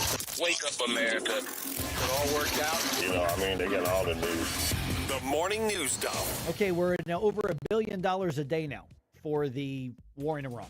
Woo! That's just the fact of the matter. Wait, what's the opposite of woo? Ugh. Ugh. Yeah. All right, so Democrats in Congress demanding an end to Operation Epic Fury, and the Trump administration, of course, saying we have to follow through, we have to finish through. What are we doing here? You got something playing in the background there, mister? I have no idea, do I? I'm sorry that this sucks. Oh, my goodness. I wouldn't lie to you, Mike. Oh, autoplay. Oh, good thing you caught that, because that was a Illinois Democratic politician who lost. And let's just say you did not want that going over the air. More specifically, I did not want that go over the air. Good catch. That was an autoplay there. They do not lose gracefully. No. And they do not lose with graceful language, shall we say. Yeah. All right. So Democratic House Chair Pete Aguilera out of California, he is listing basically the most foundational complaint that they have about Operation Epic Fury. 13 of our brave service members were killed with more than 140 injured. Americans are mourning their family members who died in the war that the Trump administration can't explain. And what does Trump do? He sends a fundraising email out. Okay, so House Speaker Mike Johnson says, no, we have clear goals and we have a plan for this. Iran was building up ballistic missiles at such a rapid pace, and we knew that their plan was to fire them upon Americans. I don't know that we know that last part for sure, but that's what we're being told here. But if that's the case, then that's the imminent threat argument of this, and that's what's under debate right now. So, among other things, as I continue to try to listen to these explanations and see what the actual information being pushed is, I can imagine that Iran did have some sort of plan to go after military bases in the region. Oh, sure. But that being said, the way it's being framed is that they were going to somehow get them to our shores and unleash something, and it does not seem to be the case at this point. There's still a lot of questions that need to be answered, and there's nothing wrong with that. Yes. You know, don't be upset with people who question, especially for something as significant as war. Oh, yeah. Literally. Well, don't. But it would be nice if they would be more consistent with the messaging, though. Yeah. All right. Senate Republicans kicking off a talkathon on a voter ID bill, the Save America Act that President Trump supports. Here's the story. For the next several days, GOP senators will hold the Senate floor and debate a bill that Republican leader John Thune has repeatedly said doesn't have enough support for passage. But Republicans are moving ahead with the talkathon because of President Trump's insistence. The legislation would require proof of citizenship to vote and eliminate mail-in ballots. And the president warns he'll never, ever endorse anyone who votes against the bill. Greg Clugston, Washington. This could, we're being told by Ted Cruz and others, this could last weeks. Now, we'll see. We'll see what happens, but this could last a long time. All right, 2026 general election for governor in Illinois is going to look just like the 2022 race for governor in Illinois. J.B. Pritzker being challenged by former state senator Darren Bailey. In his primary victory speech, Bailey calling for a united front against Pritzker. We must join together to stop another 4 years of billionaire leadership that doesn't understand your life, your bills, or your struggle.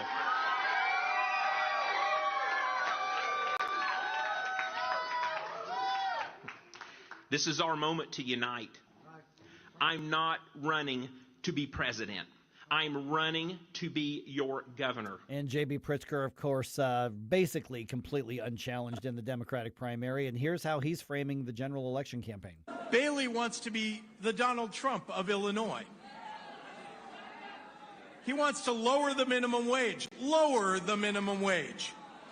He wants to take away a woman's right to choose. He wants to continue the Trump tariff taxes on groceries. All right, Bailey won 53% of the vote in a four-way race. In another race, Illinois Lieutenant Governor Juliana Stratton will be the next U.S. Senator from Illinois. It's actually incredible listening to J.B. Pritzker talk about wanting to be the next Donald Trump when everything about J.B. Pritzker is a worse version, a more tyrannical version of Donald Trump, and everything he just said, absolute nonsense. Yeah, I mean, I'm sympathetic to the argument on the tariff thing. I get that, but yeah, I mean, depending on how they do it. All right, like I was saying, Illinois Lieutenant Governor Juliana Stratton, she's going to be the next U.S. Senator from Illinois. I know that there is a Republican in the race, but let's be honest, this is what's going to happen. She beat three other candidates for the Democratic nomination to replace Dick Durbin, who is retiring. So what's happening here is that Dick Durbin, clearly left of center, he's a leftist. He's going to be replaced by a fringe extreme leftist. The Republicans nominated former party chairman Don Tracy, who has basically no chance whatsoever winning this race. So that's where it's at. All right, the St. Louis County Council puts another tax increase proposal on the ballot. At last night's meeting, they voted 6-1 to put an online sales tax on the August ballot to deal with the government's budget shortfall. I'm being told by one of the members of the council just a few minutes ago that this would apply to out-of-state purchases, and it's a 4% sales tax hike. Ooh. Pretty significant. Yeah. Voters in the county rejected an online sales tax increase idea in 2022. Okay, a couple other odds and ends here. St. Louis Area Food Bank gets more out of your donation dollar today and today only. An anonymous matching gift will triple donations made to the food bank today, up to $75,000. And if you're interested, you can learn more and you can donate online. It's stlfoodbank.org. Team USA's late game comeback just was not enough. Venezuela wins the World Baseball Classic with a 3-2 win over the U.S. last night in Miami.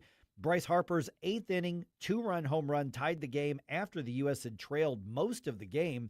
But Eugenio Suarez's RBI double in the 9th inning drove in that winning run for Venezuela. What a great tournament. The whole thing was awesome. I mean, I wish Team USA had won. The only thing would have made it better. But you know what? Venezuela just outplayed Team USA, and Venezuela outmanaged Team USA. They just played a better baseball game. Cardinals get shut out in spring training, losing 1-0 to the Nationals. Birds host the Astros in Jupiter this afternoon at 12:05. This one's going to be on Matrix, so you can watch it on Channel 32. Blues back on the ice tonight, playing the Flames in a visit in Calgary. The puck drops at 8:30 our time. That game is on FanDuel.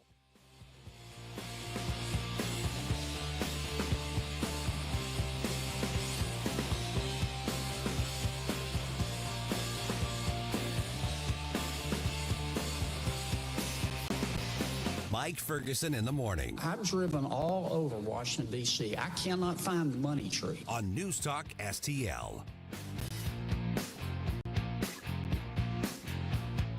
From the Michaels Flooring Outlet Weather Center.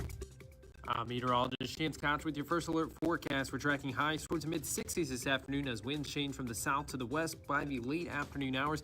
Looking at mostly sunny skies, that warm-up continues throughout the rest of the week into Saturday. Highs towards the mid to upper 70s Thursday and Friday. By Saturday, 83 degrees, mostly sunny skies. A little bit of a cool down into Sunday, highs towards the lower 70s. Then next week, starting off towards the mid to lower 50s from Monday on. From the First Alert 4 Weather Center, I'm meteorologist Shane Scott. Fox News commentary with Brian Kilmeade next. I'm alpine skier Michaela Schifrin. I've won the most World Cup ski races in history. But what does success mean to me? Success means discipline. It's teamwork. It's the drive and passion inside of us, and it's why Stifel is one of the fastest growing global wealth management firms in the country. If you're looking for success, surround yourself with the people who will get you there. If you're an advisor or investor, choose Stifel, where success meets success. Stifel Nicholas and Company Incorporated, member SIPC and NYSE. Past performance is no indication of future results. Investing involves risk. Consult a financial advisor before making any investment decisions.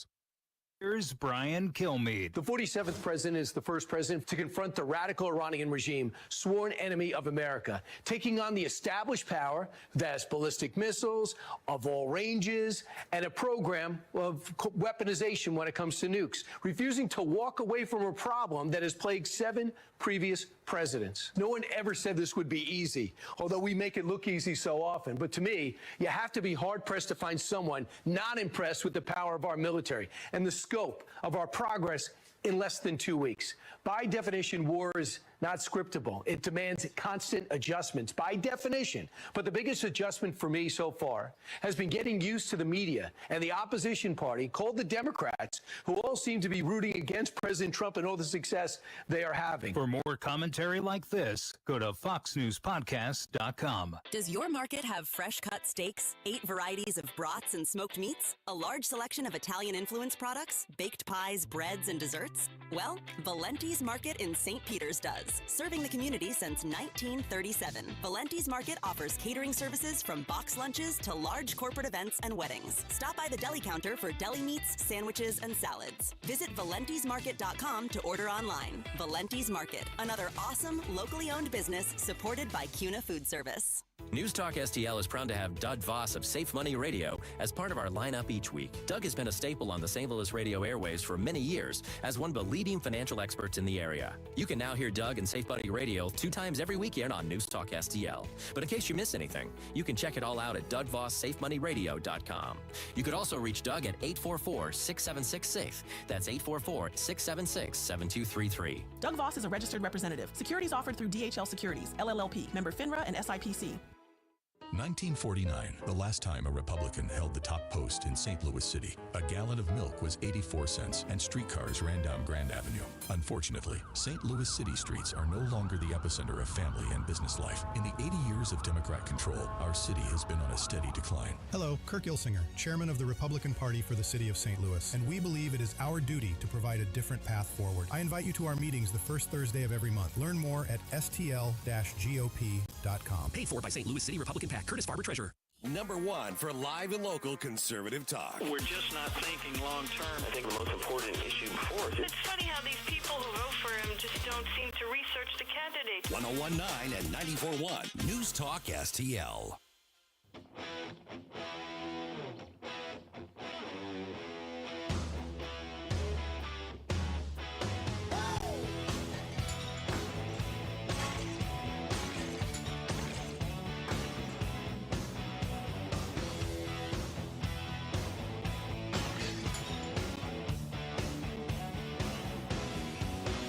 Hi, it's Vic Porcelli. And Ken. Hi, Ken. Hey, Vic. Ken and I are on every Monday through Friday here on News Talk STL. Right now, you're listening to Mike Ferguson in the morning on 101.9 and 94.1 News Talk STL. Whoosh, my morning, people. So just a little bit ago, we had that discussion with Brendan Steinhauser. And boy, a lot of people have some thoughts on this. He's from this group called Alliance for a Secure AI. And when I first saw the pitch, what their PR people, we call it a pitch. They sent me saying, hey, interview him. Here's the topic. I thought it was really interesting. And I didn't know what direction they wanted to go with it. So they're talking about tracking the job losses. And I was having kind of echoes in my head of when Josh Hawley basically is saying, we got to stop businesses from replacing all these workers with AI. We got to protect those jobs. Well, that shows you that Josh Hawley's been around Bernie Sanders way too long. To say government needs to micromanage so that you're spending more money than you would otherwise be able to spend in a free market, because Josh Hawley is not a free market guy. He's really good on some things, great on pro-life issues, generally good on Second Amendment stuff. When it comes to economic issues, he's Bernie Sanders light. Mm-hmm. And so I was having echoes of what he was saying going through that. And so we're talking to Brendan, and he's saying we're tracking tens of thousands of jobs being directly replaced by AI. Amazon itself, about 3 weeks ago, announced something like 30,000 layoffs. And whenever you hear about a layoff that big, you tend to think historically, oh, the business must be struggling. The economy must be going down. Well, Amazon says we can replace all of these logistics things with AI, and it can track it just as good and with fewer errors than humans. So we can have a tiny percentage of people managing this part of it as opposed to having thousands of people do it. Well, that means a lot of people lose their jobs, but it also means that their business gets more efficient. Mm-hmm. Now, there's a couple pools of thought on that. There's that free market thought on it, the Adam Smith, the Milton Friedman, kind of thought on it, Henry Hazlitt kind of thought on it. And that's the evolution of the economy. When any new technology comes in, it replaces people who relied on the old, less efficient technology. Okay, that's one school of thought. Another one is the economy and the businesses are here to provide jobs and provide revenue. Therefore, we need to regulate what they're allowed to do, and we can't let them replace all these people, because otherwise, where would these people go? That's another school of thought. That's got a very big emotional appeal. Think of it in terms of the fact of the matter is that at last count, or last time I saw a survey, and granted it's been 6 or 8 months ago since I read this, they said that the majority of businesses using AI for the first time are small businesses. Mm-hmm. They're local small businesses. And it tends to be on their website, on their social media, that chat box. Hey, can I help you find something? That's AI. Or the purchase program. That's AI. Tracking that. And so small businesses are benefiting from AI disproportionately to what the big businesses are. And the big businesses are benefiting a lot as well. So the idea, when you hear somebody say 50% of the current white collar labor market could be replaced by AI, that may very well be true. And there's a lot of people who say, don't let that happen. But historically, when a new technology comes into play, something else opens up in a free market. Now, do we still have a free market? I don't know that we do right now. We have a government top-down run market, just it happens to be run by Republicans right now as opposed to being run by Democrats, but both of the major parties on the national scale have abandoned free market principles a long time ago. But you look back historically, if things that became more efficient resulted in fewer people needed to do the work. So they found creative ways to start something else.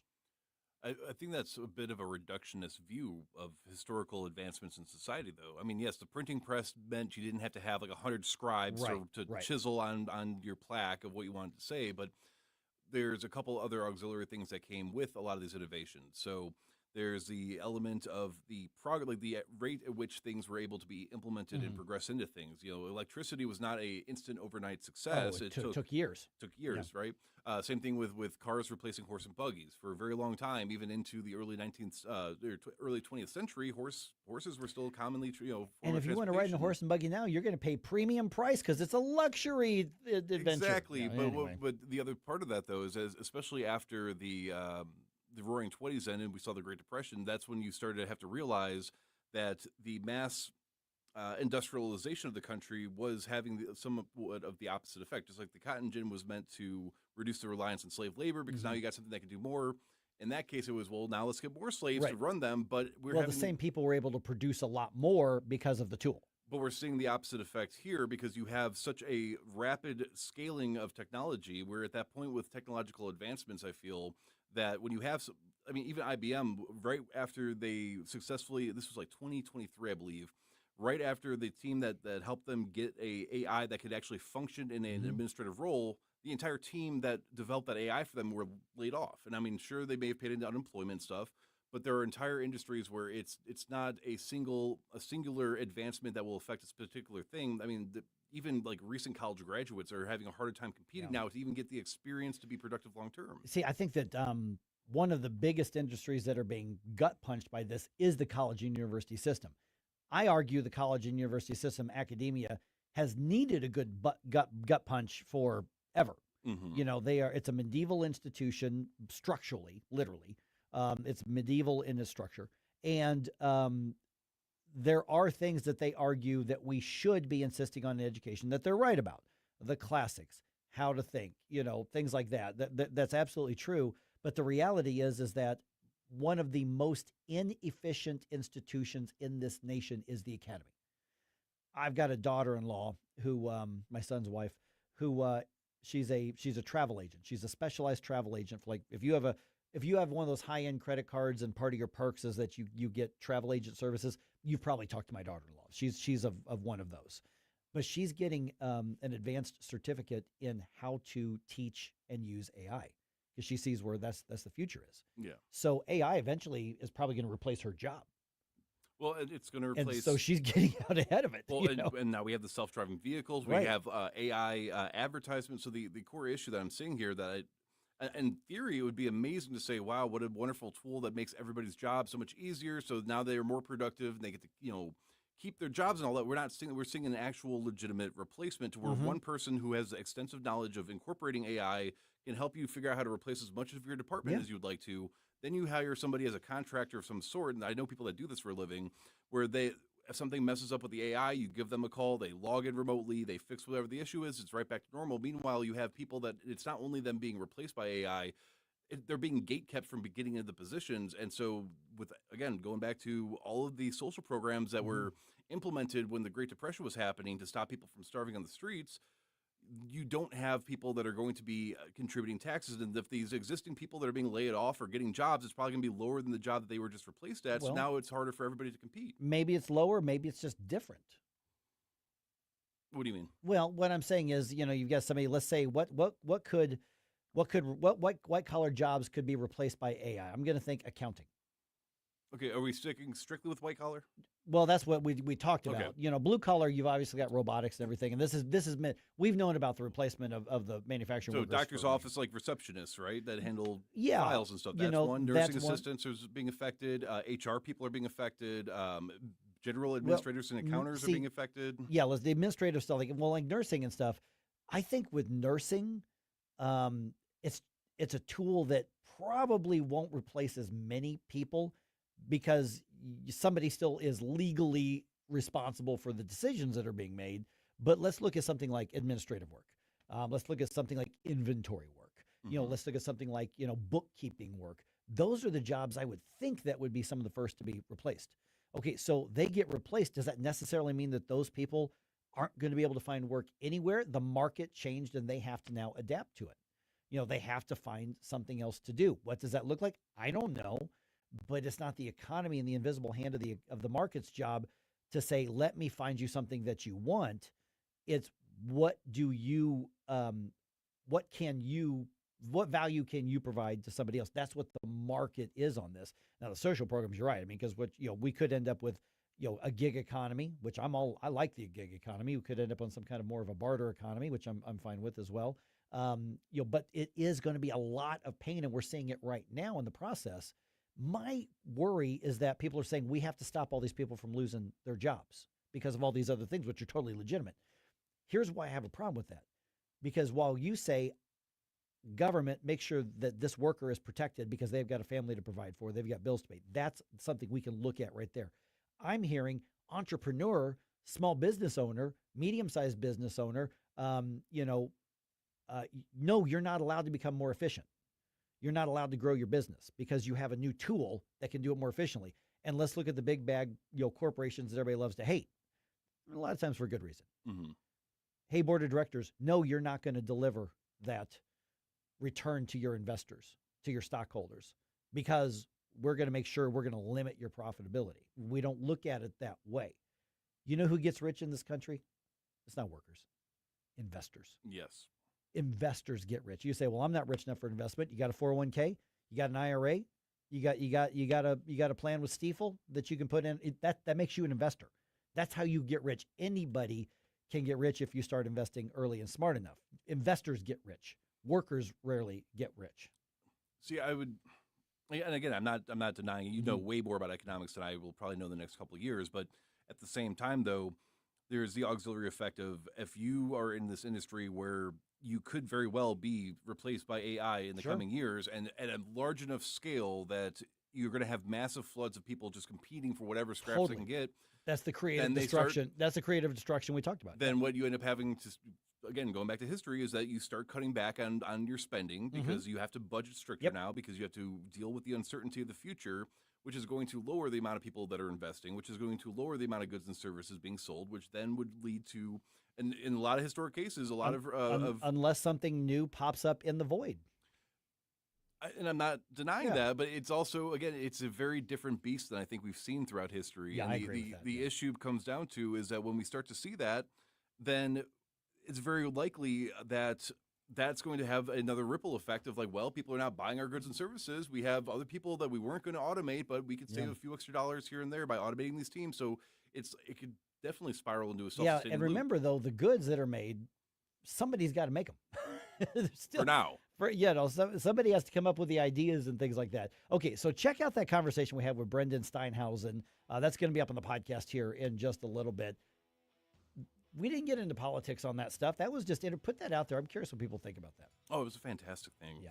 And fortunately for us, AI still has not figured out how to do Flashback Fridays the same way we can. So at the very least, Flashback Fridays is going to not be automated by AI. And that means that I am calling on you for your 80s themed bump music for Flashback Friday. Go ahead and send it to me, Jerome at NewsTalkSTL.com.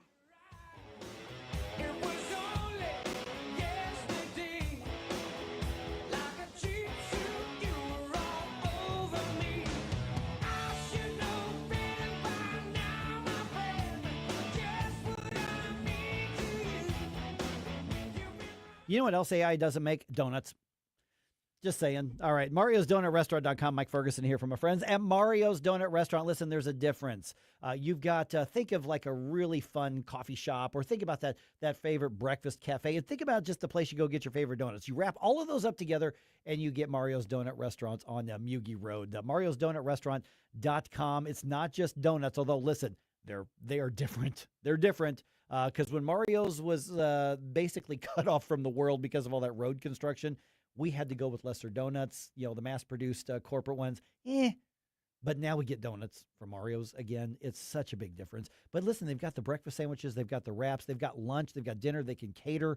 You want to get something even healthy there, they've got it. Or you want to hang out there and get a good cup of coffee there on Mugi Road. It's a fun place there. Mario's Donut Restaurant.com. There is a difference because, first of all, it's a locally owned business. I mean, come on, it's Mario's. Secondly, the donuts are better. And yes, I'm the healthy living guy with the strict diet and the working out, but every once in a while you can have a donut. If you're going to do it right, and that's at Mario's. Grab a good cup of coffee there as well. Or, you know what, have that for dessert after your breakfast sandwich or your breakfast wrap. Breakfast, lunch, dinner. They could cater that office meeting that they want. They can cater that birthday party. They can cater whatever you need. MariosDonutRestaurant.com. That is where you find their new menu. They just upgraded it and updated it, by the way. Or just swing by on Mugi Road. Just put in Mario's Donut on your maps or your GPS. It'll take you right there. It's not too far off I-70 and the Cave Springs exit out there. So check that out, Mugi Road. Tell them Mike was bragging about them on the radio, and you can remind them that my favorite ones are the donuts with the sprinkles, because even though I'm 54, I still have the sweet tooth of an 8-year-old. MariosDonutRestaurant.com. Dreaming about a vacation but not sure where to start? Should you book that all-inclusive resort or a cruise? Which destination? What cruise line? And how do you know you're getting the best value? That's where Magic Expeditions comes in. We're your St. Louis local travel experts, helping you choose the vacation that fits. Whether a relaxing adults-only escape, family-friendly resort, or unforgettable cruise adventure, skip the stress, the guessing, and endless online searching. Visit MagicExpeditions.com. That's MagicExpeditions.com. Lower your car payment today. Lower your car payment today. Yes, you heard us right. You can lower your car payment right now by making this free call and save up to $1,400 a year on your current car payments. Think about your current car payment right now. What's that costing you per year? Now think about what it would be like to put an extra $1,400 back in your pocket. That's the average savings our customers experience. We can help you drive the same car and pay less every month by lowering your car payments interest rate to as low as 4.67%. At Rate Genius, we can work with you to refinance any car payment. If you qualify, it costs you nothing to find out how you can lower your car payment. To learn more, call this number right now. 800-493-5670. 800-493-5670. 800-493-5670. That's 800-493-5670. The Vic Porcelli Show. So Jeffrey Epstein owned a ranch in New Mexico where 2 women were found dead, strangled. Nils Gravilius, our favorite private investigator, will tell us all about it Wednesday at 10:41. Weekday mornings at 9 on News Talk STL.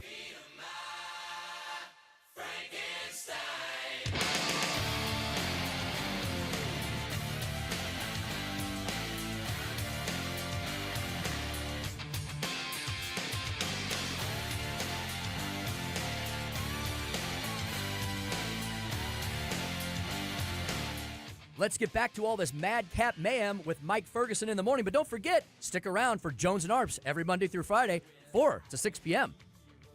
Just a quick heads up, just moments ago, the confirmation hearings for Senator Mark Wayne Mullen to be the new Secretary of the Department of Homeland Security, those got underway. It's happening right now. So once they're really going to get in, now he's making his opening statements and things like that. But here in probably another 5-10 minutes, they're going to get into the Q&A session. So if you wanted to check that out, you can find that on Rumble, YouTube, any Fox, Newsmax, all of them. They've all got those there. So Mark Wayne Mullen, his first day of questioning for DHS Secretary has literally just started a couple of minutes ago. I suspect what will happen is the Republicans will ask the questions about, why is it that you're so great? That is the best looking beard I've ever seen. How is it you're such an amazing fighter? People want to know, answer the question, why are you so awesome? And then the Democrats will do their thing where, they do all the antagonistic questions, and then they're going to vote to confirm him anyway. Yeah. Do you like your sloppy joes open-faced, or That's do you eat right. them like a sandwich? Because that was the debater. I want to get to that because it was kind of fun with that one right there. But yeah, Mark Wayne Mullen is going to be confirmed, and what happens is the process is the punishment. The Democrats are going to, find out, that he's the one who stole the extra cookies at the junior high dance and try to hold it against him. But didn't recycle. Yeah, they're not going to stop him. Republicans have the votes to confirm him, and most likely a lot of the Democrats will vote to confirm him as well. This will just be kind of the procedural thing. But what the Democrats are going to try to do here is pin him down to things that he will promise to do or not do, and expect a lot of questions about what he's going to allow with ICE and Customs and Border Patrol as well. So that's going on right now, and you can find that pretty much anywhere here as well. Okay, so the Sloppy Joe question. Yes. Okay, people really dug into this one because I found today's National Sloppy Joe Day, and Susie told us about that on Monday with her tell us something good, or tell me something good segment. And I saw for the National Sloppy Joe Day, somebody had actually put out a survey. Do you eat the Sloppy Joe as a sandwich with 1 or 2 hands, bread on both sides, or do you leave it open faced and you just pour the Sloppy Joe all over the place and just eat it with a fork? And Susie, I found out she likes to have an open face with a fork and knife, very gently, with a little bib on. Sorry, Susie. She didn't say bib, but see, and I like the element of danger a little bit because a really good sloppy Joe, some of it's going to fall off. So you know what? Don't wear your nice stuff. Just saying. See, I haven't had a sloppy Joe in years. Now I want a sloppy Joe. Yeah, I'm actually going to get one today because of that. And one of our commenters actually mentioned that the sloppy Joe is not just a sandwich; it is an experience, That's right. And it's amoral to not have it sloppy. Otherwise, it's just an underwhelming Joe. It's just Joe. Yeah. I mean, you want the sloppy Joe. Now, I might have unleashed an unholy creation because 101 Straight Up was mentioning bagels with cream cheese. Sure, great combination. Yeah, definitely. I pitch. Well, what about making a sloppy Joe with a bagel and the cream cheese? He says absolutely not, but Royal Being says doesn't sound half bad. He'd try it. So is that a valid way? Can you eat at the very least a sloppy Joe on a bagel without cream cheese? Just let your hamburger bun go stale. You don't like bagels? I like bagels, but I think bagels is bagels.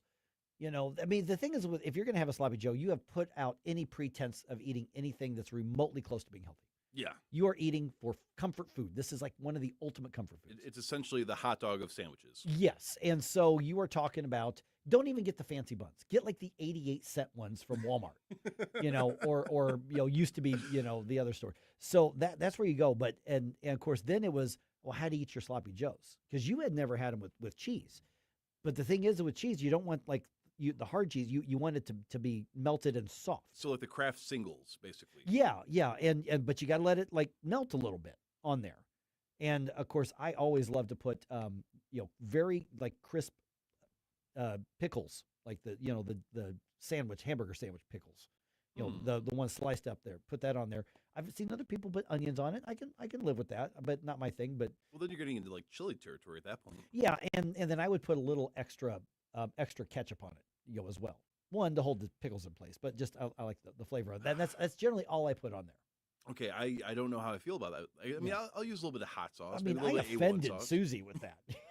Because there's only a handful of things that ketchup actually goes on. And again, somebody in the chat earlier said mustard, and that is blasphemy. I mean, that is I don't know about that one. Yeah, but no, I've never had it open face. I didn't even know that was a thing. So today I will be experiencing my first open-faced sloppy Joe with cheese. Sometimes if the sloppy Joe is super, super, super juicy, you have an involuntary open face because the bread is falling apart so bad you don't have a choice but just to put it on the plate and eat it. Nothing wrong with that either.